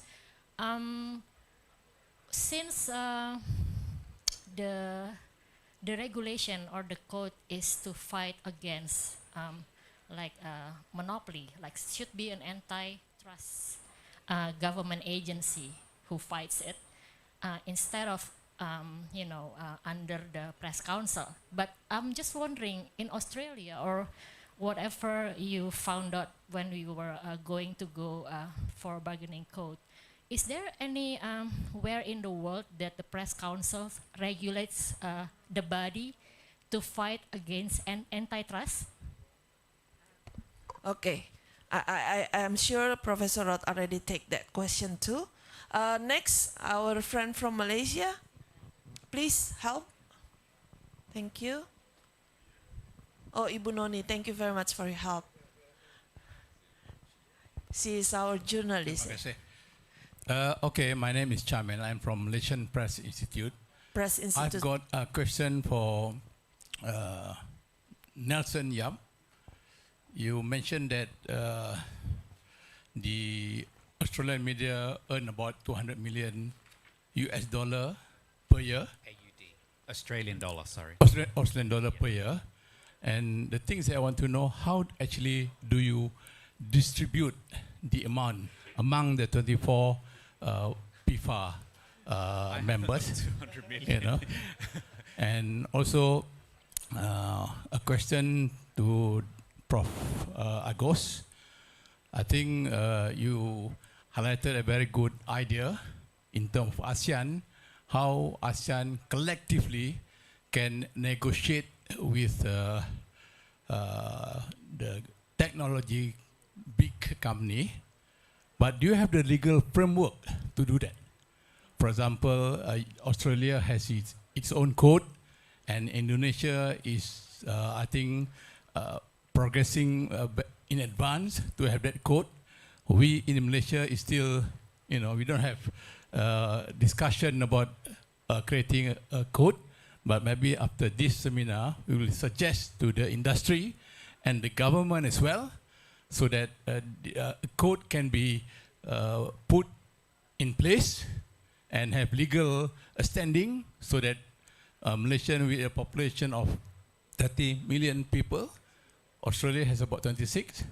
So we are in the position to negotiate with Google, Facebook, TikTok, and the rest. And I think it is important that, according to Prof. Sims, that designation must be included in the code. Perhaps Prof. Rod Sim can reinforce the point so that we can take home whatever we can take, so that we can have the same maybe legal framework in Malaysia. Thank you very much. Thank you. Do we still have one from the middle table? No? Okay, for now. Professor Sims, we have questions raised to you. Yeah. Allow me first. One from Miss Santi. She asks you if there is an example or benchmark when a press council taking care of the anti-monopoly object. That's the first thing. And the second thing from our friend of Malaysia, wishing that you can emphasize how the legislation process, that he can also bring that home, learning from your experience as the regulator and the drafter of the bargaining code. Well, maybe 1 or 2 points related to that. Allow me to also address that the question also to Nelson Yap, also from Malaysia, about how to spending the money that you got. But do we have questions from the Zoom meeting? Friends from the Zoom meeting? Can Pak Sam show us? No? Nobody raise hand? Okay. Well, if there is later on, please inform us, Pak Sam. Thank you. So, Professor, time is yours, please. Okay, can you hear me all right now? Yes. Okay, so the Press Council in Australia does not have a role in the code, and really there isn't much role for, well, there's role for 2 regulators in the code. Our media regulator, called the Australian Communications and Media Authority, it registers media organisations to be eligible to participate in the code, and then it chooses a panel of arbitrators who would arbitrate if called on to do so. The ACCC, the competition regulator, the equivalent in Indonesia is the KPPU, if I remember the initials well enough. We make sure that the companies, Facebook and Google, comply with the terms of the code. So if they were not to negotiate, if they were not to accept the arbitration, then we could take them to court and there would be huge penalties attached to them. And if they kept not doing it, the penalties would continue and they would ultimately be in contempt of court. So those are the two roles being played by regulators in Australia. The Press Council in Australia does not have a role. As I mentioned earlier, Facebook and Google decided to do deals without being designated to avoid designation. So none of those provisions were ever needed, but the objective was achieved in the sense that deals were done, and the only objective of the code was that deals were done between Google and Facebook on the one hand and media businesses on the other. Now, in terms of the second question about how was the money distributed, it was negotiated by each media company or groups of media companies. So we have 4 large media companies in Australia: the Australian Broadcasting Commission, what's called Nine, another organisation's called Seven, and then we have News Limited, owned by Rupert Murdoch. So we have 4 main media companies. We have a whole lot of other media companies, some doing regional media, some doing multicultural media, as we talked about earlier, and then The Guardian, and a massive range of small media companies. They all did their own, either they negotiated individually or they negotiated separately, and the money they got came out of those negotiations. So there was never a question of government intervening in determining the amounts or distributing the money. It was up to individual negotiations. If Google and Facebook had not negotiated, they would have been designated under the code, and again, the money would have been determined by negotiation, or if that failed, arbitration by arbitrators who determine how much the Australian Broadcasting Commission got, how much Nine got, how much Murdoch, the News Limited got, and so on. So this was the whole purpose of the code, was to facilitate equal bargaining between Google and Facebook and the news media businesses, and that equal bargaining was brought about by ultimately the right to go to arbitration to get an arbitrated outcome if deals couldn't be negotiated. So it's all about individual deals, not government intervention. I hope that answers at least the main questions, but happy to elaborate if I haven't dealt with everything there. Thank you. Thank you, Professor. So the question been answered already. Next, Nelson, do you? Yes, just regarding that, absolutely. As Rod said, Professor Sim said, the $200 million is a total of all the different amounts that the different media companies, over $200 million, sorry, is a total of all the different companies that have negotiated, or what we believe to be. So in terms of our 24, we can't reveal how much we got because we signed an NDA. And so did the other media companies too. So the $200 million figure is more sort of from what public records suggest. So, but absolutely, it has made a huge difference. I actually said this last night to Chelsea, that, you know, before our industry in Australia was losing journalists.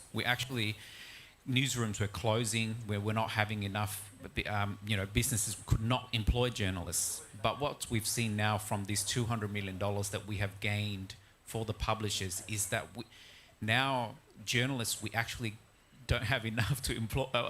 There's huge demand for journalists now in our country. So that's created a thriving, media industry again, or sort of helped create that thriving media industry again.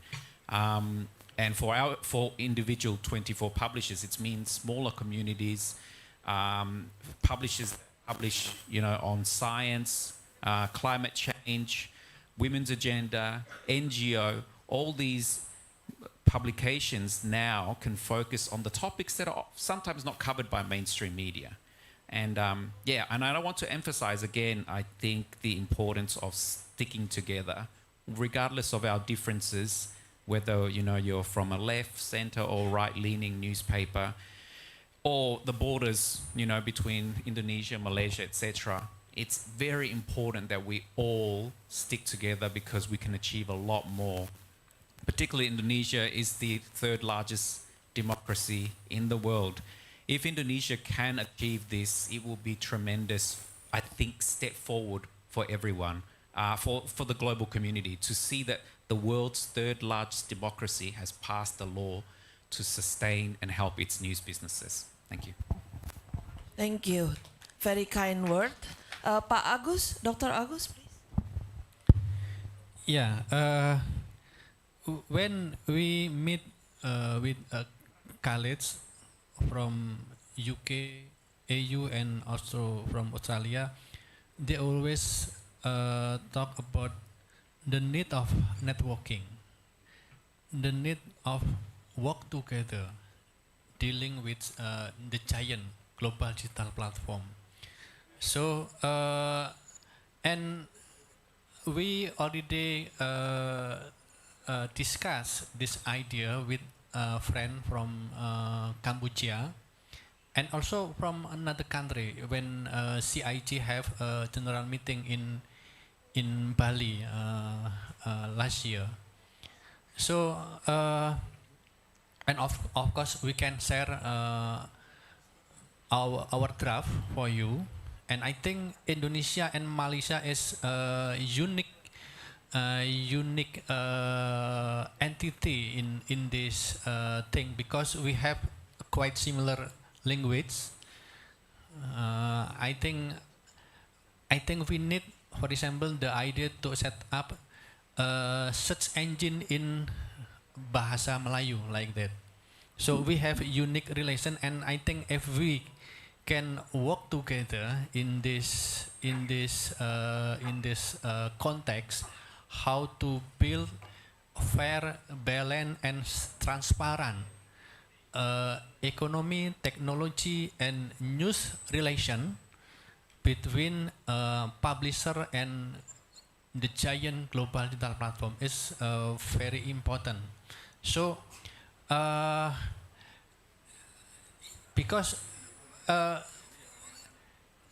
the Google, Facebook is the giant one, the giant.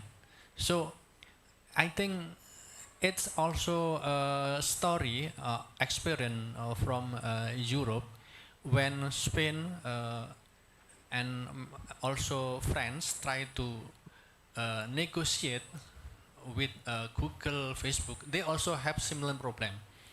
So I think we need to mainstreaming the idea of bargaining code, publisher right, Digital Economy Act, Digital Business Act, that's still ongoing process in EU now. So what we call in Indonesia is try the domestication of digital platform. How the government in national entity try to create some regulation, new regulation, to domestify, to regulate the digitalization, transformation digital in every single country.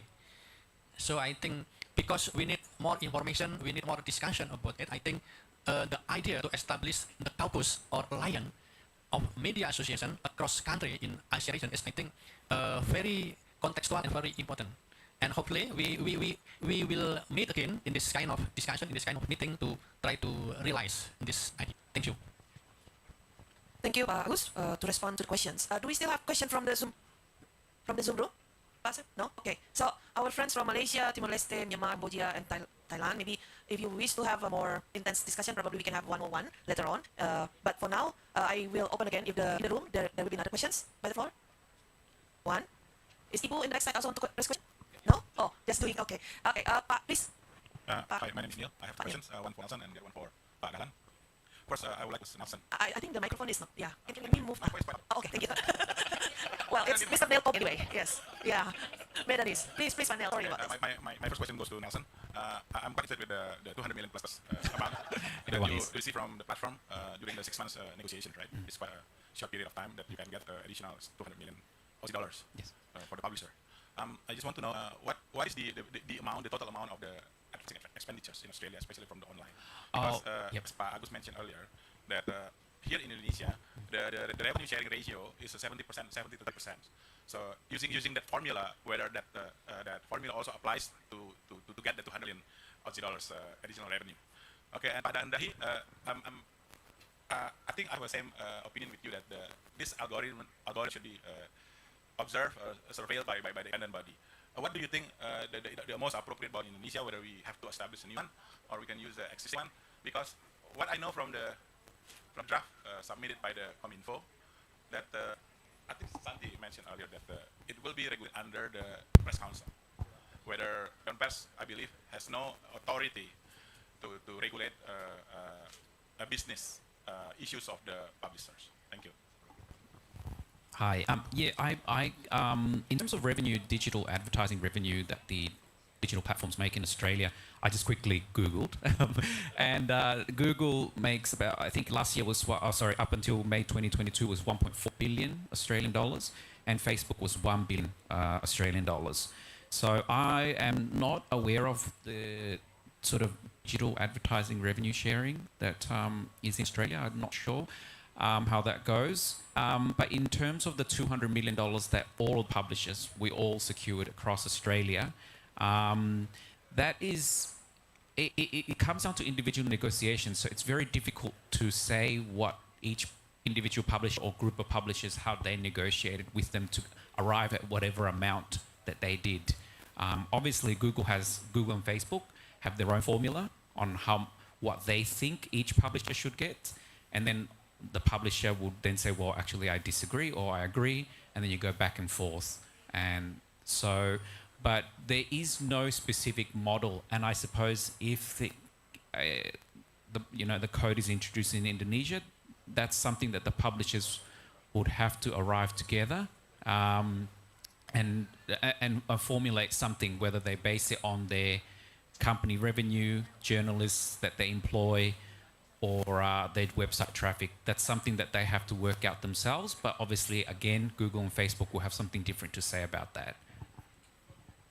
Could I just add something? Is that possible? Yes, of course. Please, Professor.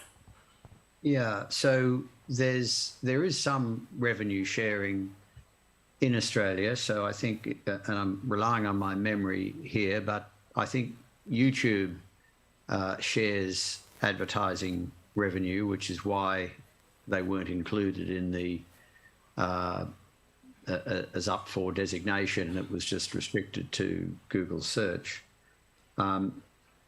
The information showing the above $200 million,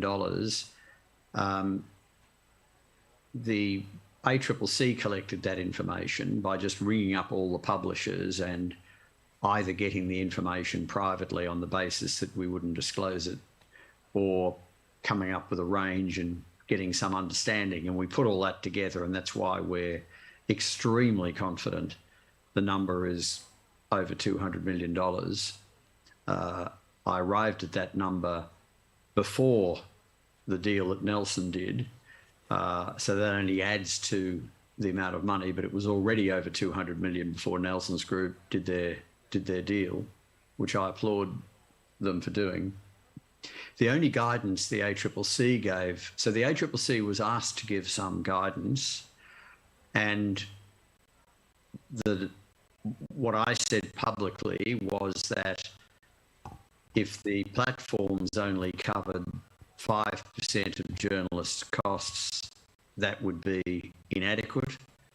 If they covered 50% of journalists' costs, that may be a bit excessive.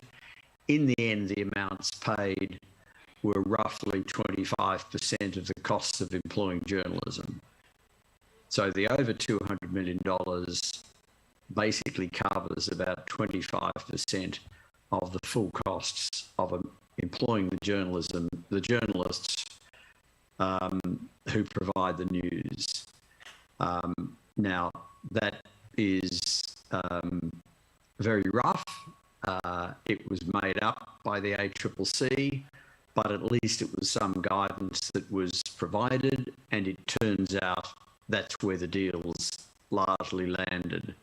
So I think that guidance was taken account of in coming up with the over $200 million. In everything we knew, with all the information we had, and we had more information than anybody else, we felt $200 million was about the right number. In fact, we exceeded that, and we felt 20 to 25% of the cost of journalism was about right. And we got at the upper end of that 25%. So that was as much science as there was, trying to give as much guidance as we could. So it wasn't so much a percent of revenue, because of course they're getting revenue from a whole lot of sources in a whole lot of different ways. And the amounts that Nelson mentioned were, total advertising across all their platforms, and revenue they get from sponsoring searches and a whole range of other things. So it's tricky to do it that way, but about, as I say, the reference point is about 25% of the cost of the full cost of employing the journalists in each of your organisations. Thanks. Can I just quickly add to that? Of course, yes, please, Nelson. Professor Sims absolutely right. His figure was 200 million was before when our 24 publishers secured our agreement, which, by the way, is thanks to Rod Sims. So thank you very much, Rod. And also the Mindaru Foundation, who helped represent us. So absolutely, it's that $200 million figure was before we signed our deal. So that's a very conservative. You can pretty much say that it was over $200 million worth of deals have been signed. That's per year, by the way. So that's a massive investment for Australian news media companies and in public journalism. Dahlan, please. Yeah, okay. Thank you, Pak Neil. So it's been a tough question, Pak. So look, Pak, look. The digital world impacting our traditional media in the last 20 years, Pak. So actually the digital technology works in our field without regulation. After 20 years, then we realize we should regulate it. So you can imagine that something bigger than us that should be regulated. So it should be tough. Okay, that's the one point back. Second, I don't know. Neither. Is it in our when the discussion about News Australia bargaining court is happening? Do you consider the TikTok as a big player? So when we discuss about this topic, I think we discuss about Google role and Facebook role, but actually there is in the last 1 year there is a big place also coming. This is TikTok. Which for me, this is important. If you deal with Facebook, Google, and Amazon, and you deal with American culture, but when you deal with TikTok, you deal with the Chinese culture, which is completely different. So I think Indonesia should introduce these one items into consideration when we discuss about publisher rights. Yeah. So, Pak, what kind of body should be control the algorithm? Okay. I think Pak Usman made the very very good point. Ya, pasal I think Bu Santi juga work in this publisher, right? So first,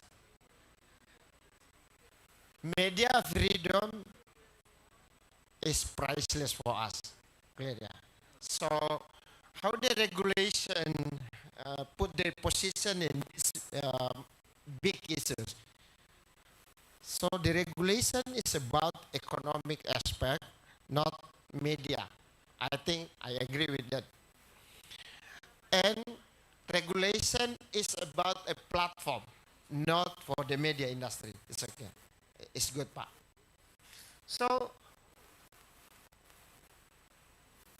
how about we give another power to Dewan Pers, yeah, to control this regulation? Since actually, I believe code ethic or our journalist ethics, it is actually ensure the role of journalists to serve the public. That means that if we can use the journalist ethic as the foundation of journalism works, then we can make sure that we preserve the local culture. So the role of the Pers is actually is based on the journalist code. That's my point. But I understand, Pak, this is a massive topic, yeah. But thank you very much.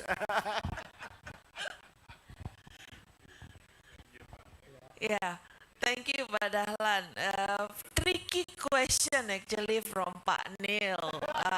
And then another tricky answer from Pak Dahlan, yeah, about the position of this institution or this so-called body. It's become a very hot topic to be discussed next, and perhaps this will be also part of the moving forward of the advocacy leading by all these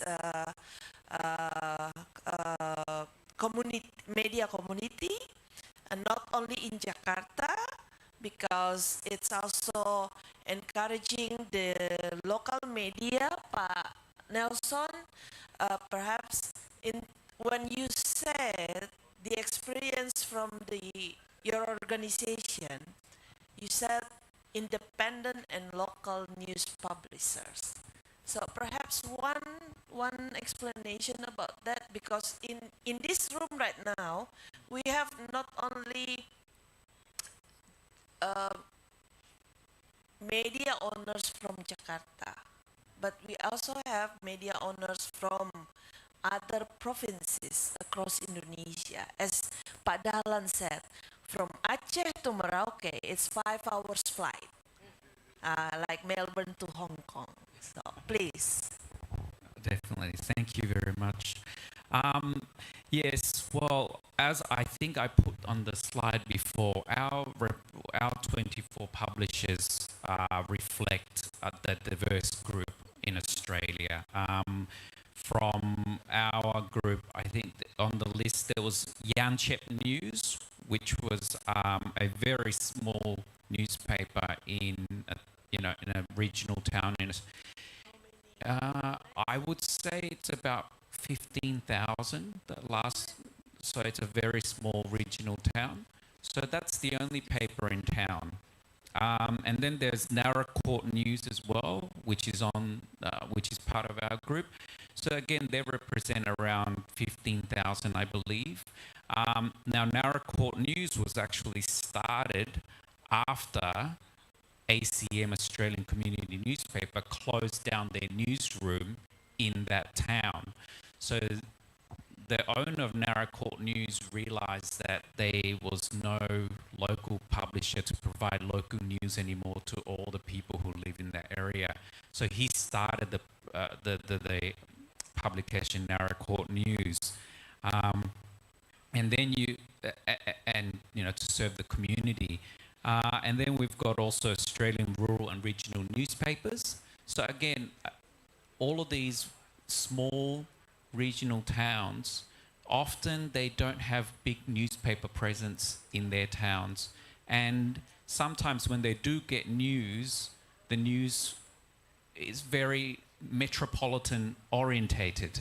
And a lot of people want local news, right? So this sort of funding for the independent / community / small publishers actually not just benefits the publishers, but benefits the small communities that represent. Yeah. Thank you, Nelson. So we must encourage our local newspapers need to be endorsed and growing. As what Pak Dahlan also said, Tribun also coming from very small and combined to be together as a network.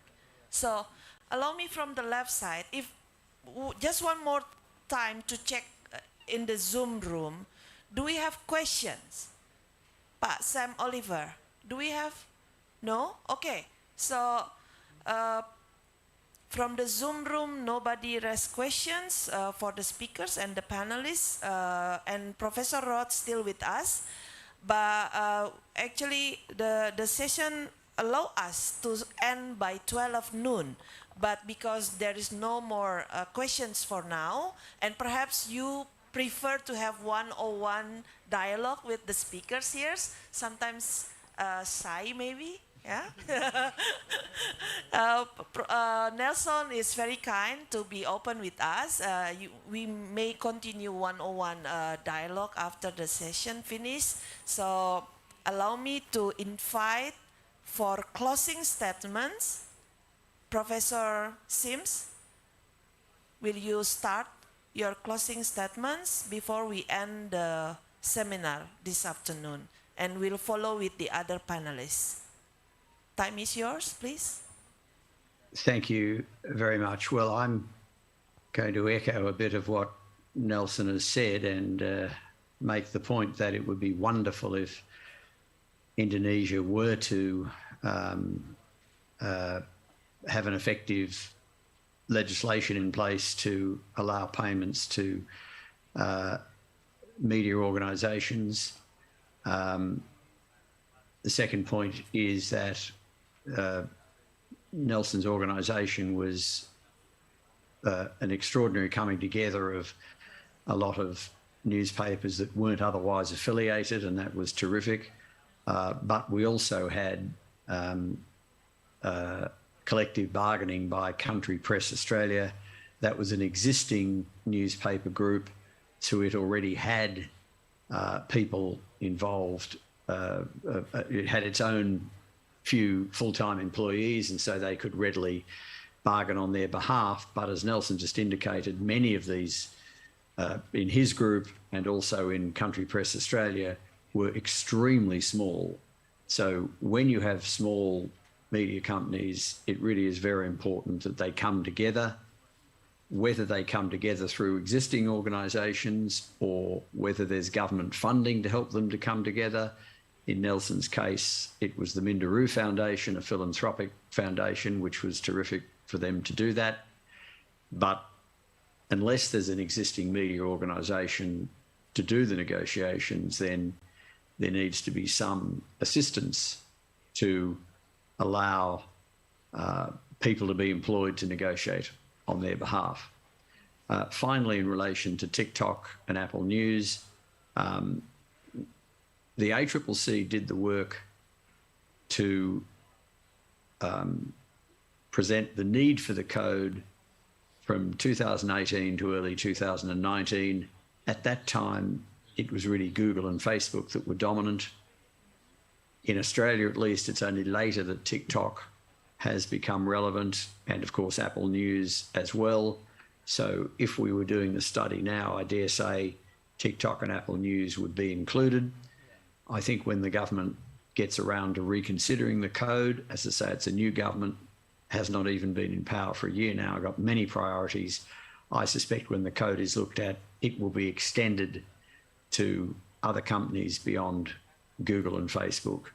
But the key issue, as Nelson has said, and I want to emphasize, is media coming together to call for the code, to call for negotiation, arbitration, to call for the fact that if you do a deal with one company, you do a deal with the lot. The Australian legislation is there to be copied. The Canadians are largely copying it. So the framework is in place. But all media need to come together to call for it. Now, I think from what was said earlier, that's happening. It'd be good to understand more about exactly what's happening, but it sounds like, given what was stated earlier, that you are on track to have legislation put in place. I really hope that's the case, because it will help journalism in Indonesia, help Indonesian democracy, and set a great benchmark for the world. Indonesia is a much larger country than Australia. If Indonesia can do it as well, I think Canada's going to do it. We really then have momentum for this to happen all around the world. So I wish everybody all the best in bringing about legislation to make sure that media is sustained in Indonesia. Thank you. Thank you, And thank you for Professor. the Big invitation. applause to you. Very encouraging word and a kind word towards the Indonesian advocacy team to continue working on the advocacy to have the press regulation. I mean the bargaining code version of the Indonesian version to be happen soon. So very good time for you, Professor, and enjoy your holiday. Really thankful for your time with us. But I think we can let you go now for you to continue your holiday with your family. Thank you very much, and have a good evening there in New Zealand. Bye-bye. Thank you very much. Yes. Thank you. All the best. Yes, thank you. Dr. Agus Sudibyo, allow me to use this opportunity that Professor Rod Sims just mentioned all the best with the work that you have done with your colleagues.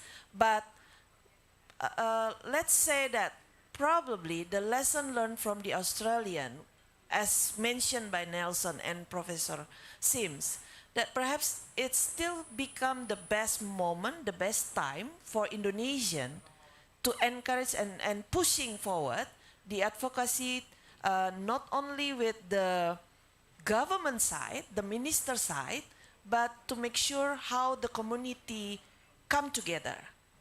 So your closing statement on this probably. Thank you. I think it's depend Pak Nil, Mbak Santi, and Pak Dahlan. Let me speak in bahasa Indonesia because mayoritas ini audiennya berbahasa Indonesia, jadi saya ingin di akhir ini ngomong bahasa Indonesia.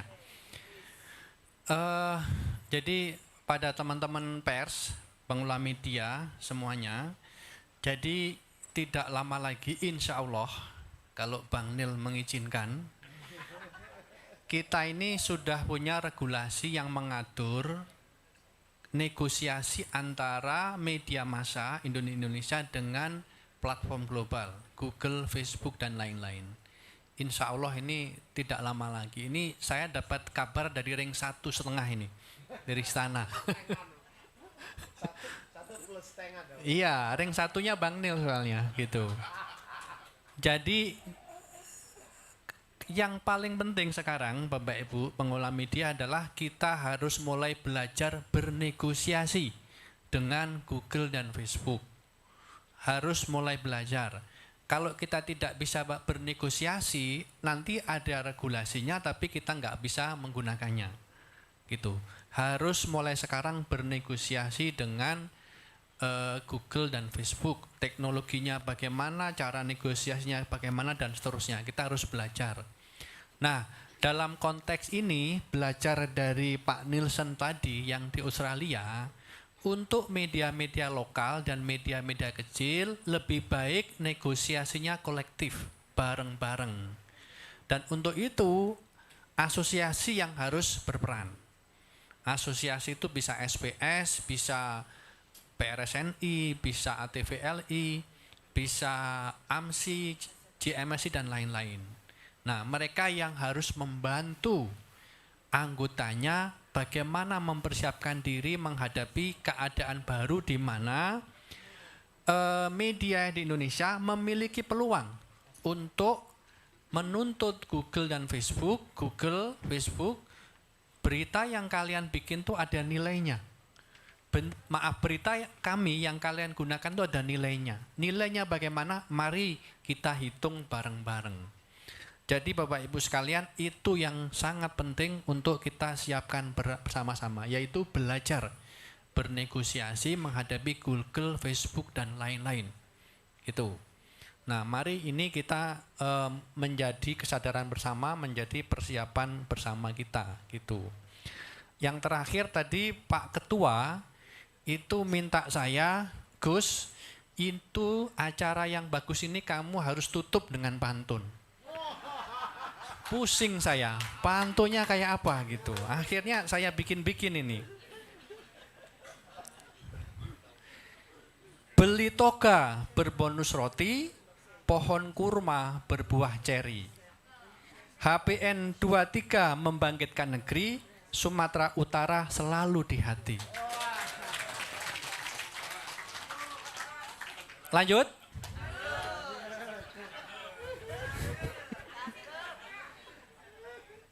Di kota Medan kita beli tasbih. Cukup sekian, terima kasih.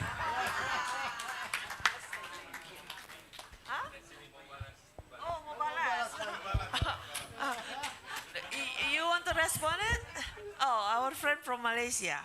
Ini lokal perspektif. Oh, from Sabah. Ya, nama saya Lee Chong dari Sabah, Pulau Borneo. Nah, kita berjiran dengan Nusantara di Kalimantan. Selepas Pak Jokowi umumkan Nusantara di Kaltim itu, saya pusing keliling ke seluruh Kalimantan, Kota Kinabalu. Pusing itu maksudnya jalan-jalan. Putar-putar. Keliling, putar-putar. Putar-putar. Oke. Round-round. Kita keliling satu Kalimantan.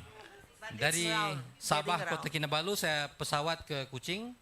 Kemudian dari Kuching ke Pontianak, jalan darat ke Singkawang. Di Singkawang rupanya satu tempat yang cukup menarik. Ceweknya cantik belaka. Dari Singkawang kita kembali ke Pontianak, dan dari Pontianak kita ambil pesawat ke Medan. Saya dari Medan, waktu itu jalan daratnya lebih 4 jam ke Samarinda.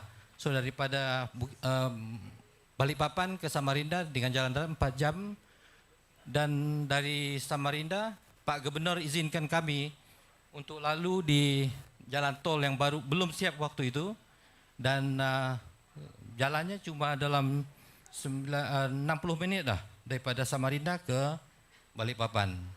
Langsung daripada Balikpapan saya ke Tarakan dan kembali ke Nunukan, selepas itu ke Tawau Sabah dan balik ke Kota Kinabalu. Jadi sempena HPN ini kali ketiga saya hadir untuk HPN. Yang pertama di Padang, kemudian di Surabaya. Selang 3 tahun saya tidak kesempatan untuk hadir, tapi Pak Presiden Datuk Mokhtar sering hadir ke setiap HPN di seluruh tempatnya, dan yang terakhir di Sulawesi. Waktu ini kita sangat bertuah sebab diundang agak ramai juga lah, 23 delegasi daripada Malaysia, dan kami sangat berbangga dengan jemputan ini. Jadi Pak Atal berucap tadi dengan pantun, kemudian penutup dengan pantun. Saya tergerak juga untuk mengucap terima kasih dengan pantun spontan yang kita hasilkan inilah. Kota Medan berbukit-bukit, benar ya? Oke, adapun bukit jauh di seberang. Jasa HPN bukan sedikit dari dulu sampai sekarang. Tadi pagi kami breakfast, kebetulan saya makan ubi dan juga pisang lah. Bila nampak pisang itu saya teringat satu pantun Melayu. pisang emas bawah belayar, masak sebiji di atas peti. Hutang emas sempena HPN boleh dibayar, tapi hutang budi tuan puan di Medan akan dibawa mati. Terima kasih. So, Pak Agus, Pak Dahlan, and Pak Nelson, I think we just wait and see to be invited from our friend from Malaysia to also involve in their effort to be part of this movement of bargaining code together. Yeah. So your closing statement now, Mr. Nelson. Thank you. Thank you very much for inviting me to this conference. I'm very honored. I'm very honored to be here amongst all of you, my colleagues, over 100 colleagues from all from Indonesia and the ASEAN nations, Philippines, Thailand, Timor-Leste as well. I'm actually Timorese. So I just want to emphasize again just how important it is for all of us to come together, because as I said, our group of 24 is a representative of what strength looks like when you all come together. And it is going to be a challenge, as Rod pointed out before. There was no sort of professional staff to get us together. I had to do a lot of the work. So I would ring the Greek publisher I knew and I said to him, do you know any publishers who want to be involved? And he said, I'll call you back. And then 2 days later, the Italian and the Jewish newspaper joined. I said, okay. And I ring the Chinese, and then he rings the Indian, and then it kept going and going and going. And this is what you all have to do. There's over 100 of you here today. You go out there and you call 1 or 2 publishers each, and all of a sudden you've got 200-300 publishers who are ready to join in this, collective bargaining. And you'd have to look at collective bargaining, particularly if you're a small, independent or community newspaper. Collective bargaining is the best approach for you to get secure funding from Google and Facebook. And we haven't been approached in Australia yet for the caucus. If you ever thought about it, if you ever create it, I'm sure the Australian associations like ours would participate in the caucus and share our experience negotiating with Google and Facebook, because the best thing I think